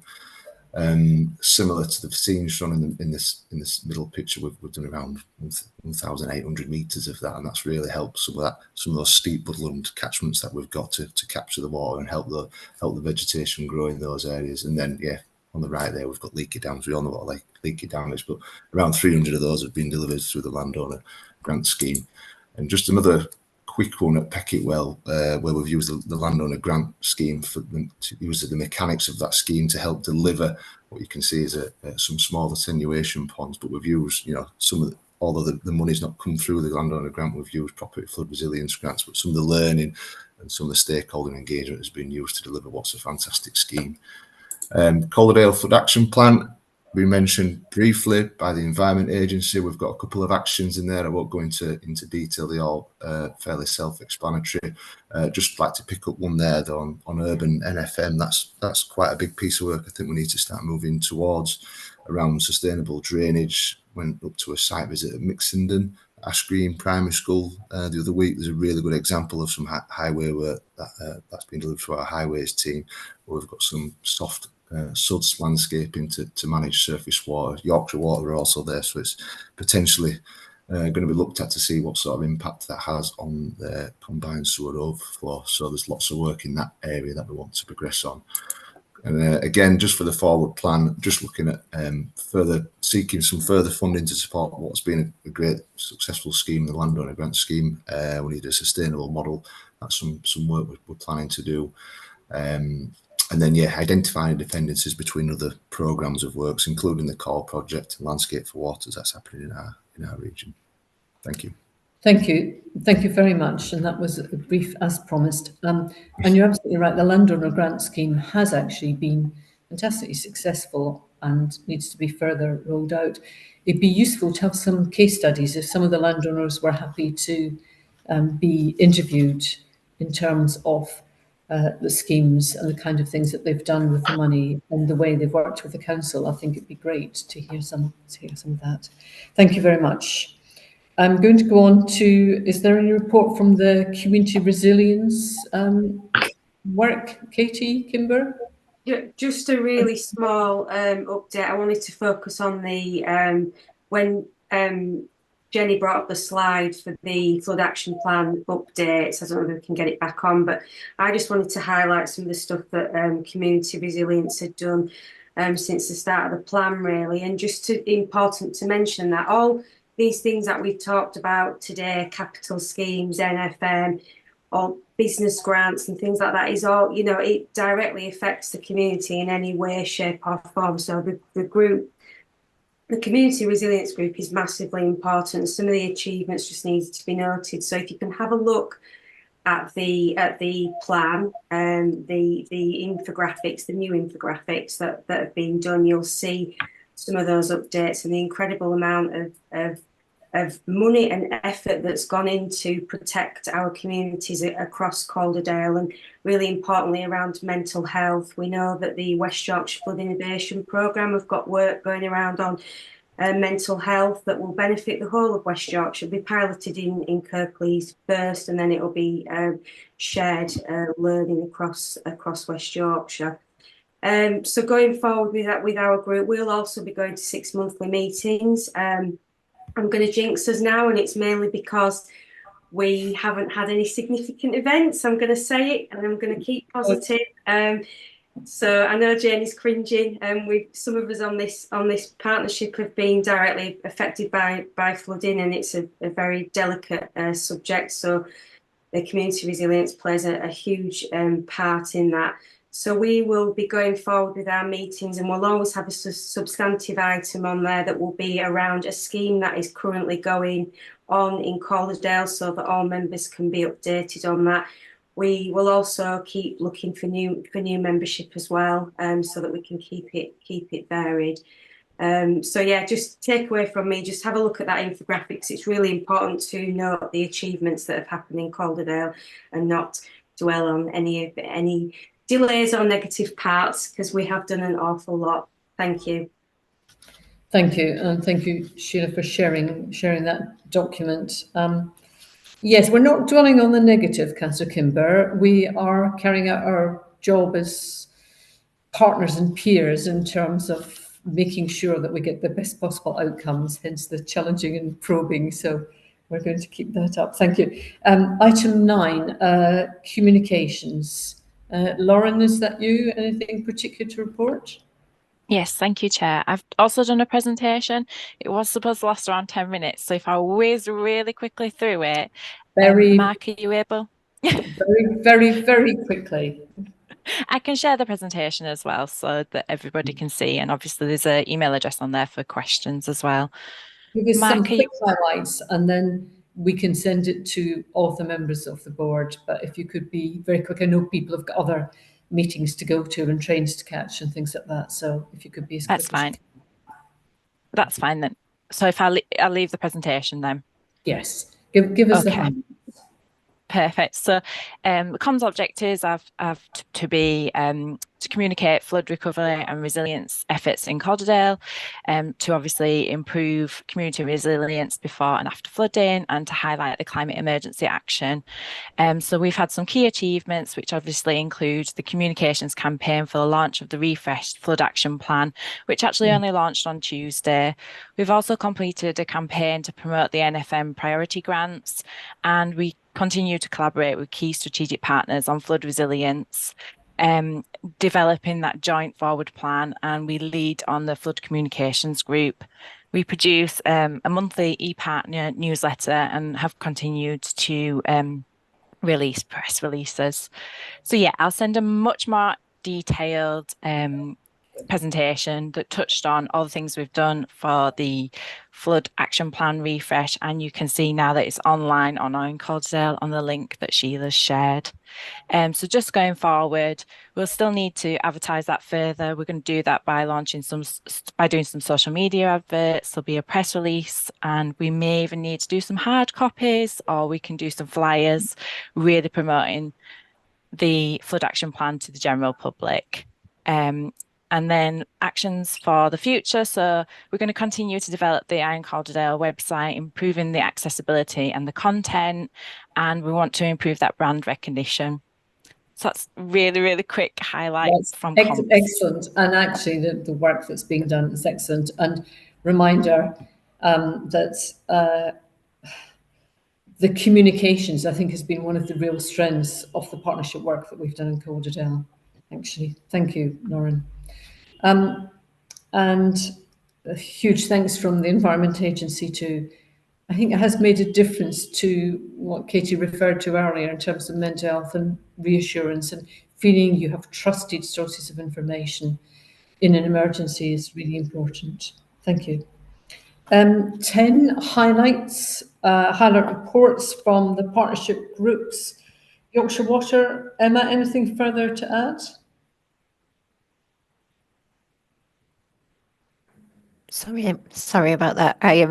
Yes, thank you. It was just to give a very brief update, just to say that we are coming to the end of our current investment cycle. So we will be beginning our AMP8 investment in April of 2025. And as you've heard today, a little bit, due to the kind of Environment Act targets, we will have a very, very significant focus on overflow reduction. So I didn't introduce myself well earlier. So I'm Emma Brown, I manage our strategic partnerships team. So really the role of our team is looking at the opportunities that investment gives us to align funding, work collaboratively with others, and really look at solving some of those wider challenges we have, and making sure we make that money go as far as possible in terms of addressing wider risks and benefits to our customers and to the environment. Thank you. Thank you. Thank you. And welcome. I should have welcomed you to your first Calderdale Partnership Board. Thank you. Network Rail, I think Toby, who was here, has had to leave the meeting to go to another meeting, but he was here for the earlier discussion, particularly about Calais. Is there somebody here from the Canal and River Trust? Mark's just left the meeting, Councillor Scullion, I'm afraid. Right, I blame the chair, and my apologies, folks. I'm going to ask that for item 11, then, we circulate that. There's some really interesting written material, I think, that would be helpful for people to see, and perhaps come back to that at the next meeting. That's okay. And in terms of question time, item 12, the last item, we do have a public question. And I would like one of the officers, I don't know who, to read that question from a Mr. I've written on a piece of it. Peter Hayton has asked a question about the Hebden Bridge flood alleviation scheme. Could somebody please, one of the officers, please read the question out, and then can whoever is going to field that question deal with it, please? I'm happy to read the question out. Thank you. It has now been almost 9 years since the major flood in Hebden Bridge on Boxing Day 2015, and over 4.5 years since the last major flood in Hebden Bridge in February 2020. And yet not one thing whatsoever has been done on the ground to prevent this happening again. This project has been subject to repeated, still ongoing delays, and yet no explanation has been given to this board, nor any questions asked by this board at any time about this timescale and these delays. Why? On your own assessment of a repeat flood every 5 years, and given that construction is now not scheduled until 2026 and beyond, can we expect another major flood next year in 2025 with no preventative measures in place? And that's a question by Peter Hayton. Thank you. Right. Well, we've heard some information about that, and we're going to have some further information. Which of the officers, in terms of the Environment Agency, the Council, or other partners, are going to respond to that? I will, Chair. That's okay. Thank you, Jenny. So within the discussion earlier, we've highlighted some of the challenges that we're working through. I think the action in here is around sharing and communicating some of those challenges. We have been working as quickly as we possibly can through them. And I know that we have, a very effective stakeholder group, but we don't share all of this information. We don't share some of those complexities. And I think it is a very important part of the discussion with the community. As I said earlier, we will continue to seek every opportunity to bring forward works, and that is a primary focus really over the next couple of months. Thank you. And we did cover a lot of ground on this before. I have to say, I have a lot of sympathy with the view expressed by Mr. Hayton. And in terms of the layperson, they won't necessarily know about all of the mitigation and alleviation preparatory works, etc. And the point that was made earlier about the way in which the number of different complementary things. I wonder if the Environment Agency and indeed our comms and council staff can basically take a look at both using the traditional methods, the Hebden Bridge Times and the Courier, but actually just having a bit of a kind of interview, public kind of laying things out. People will still be angry, and I think that's rightly so, really, that anxiety in terms of feeling potentially unprotected as winter starts. And I think communication through the traditional means, the press and so on, but also ways in which communication can be done through the social media that the council and other agencies have. I have to say, learning the experience of the Mythen Ride flood alleviation scheme, which I believe was at the speed of light, although it seemed an eternity at the time, that the communication on that was superb in terms of the regular newsletters and regular meetings, actually. So I wonder if from this board we can ask really for, given what Jenny just said, really in terms of understanding some of those complexities and challenges and the things that are in place to go forward, that we need to think about communicating some of that more widely. Jo, you wanted to come in there. Yes, thanks, Chair. I'll keep it brief, but a shameless plug, I guess, for our engagement hub that is in the town centre in Hebden. That's open on a Monday and Friday, apologies, where we do have the project team in there, very willing to answer any questions from the public. We've got maps and everything else on display. There will also be a really comprehensive piece of consultation work ahead of the planning submission, which will involve, open days, drop-ins. Christian and the team are well known with a lot of the stakeholders within Hebden, because like you say, one of the benefits of working so long on a project is we do get to know who we are working with and vice versa. So, you know, and we've also just introduced something called Hello Lamppost, which again is another innovative way of communicating with the public. I might ask Christian just to give one sentence on that. But again, it's very, very interactive. So we constantly review our comms and engagement strategy for the scheme alongside the council and other partners involved as well. So it is an evolving feat depending on where we are on the project. I don't know if Christian, have you got anything to add briefly? Christian? Yeah, well, I'll just quickly explain how lamppost. So in the window of the information centre at the moment, there is a sign with a QR code that can be scanned. You can have an interactive conversation with the artificial intelligence, and it will give you information on the different projects that we're developing for Hebden Bridge. All those responses have been put together by the Environment Agency, so it's not drawing in on information from the outside internet. It's all information that we've preloaded. The plan for it, once we are ready to submit the plan application, there is a internal system which we will be able to put all of that information in, and then the AI conversation will be able to kind of be a lot more detailed, drawing the information from the various planning documents to answer questions that the community are asking. We'll be rolling those signs out across the town in appropriate pre-approved spaces. And then again, when we've got construction areas, we'll be able to have those signs up and people will be able to have specific conversations via their mobile phones about what specifically is happening in that area. So that should be a really effective tool to help us engage with the community. But again, all the way through, there will be people in the information centre if you'd rather have that face-to-face conversation. Thank you. And I have been in and used that. I won't go into any detailed discussion with folk about AI and so on, but I beg you not to forget the traditional methods of communication.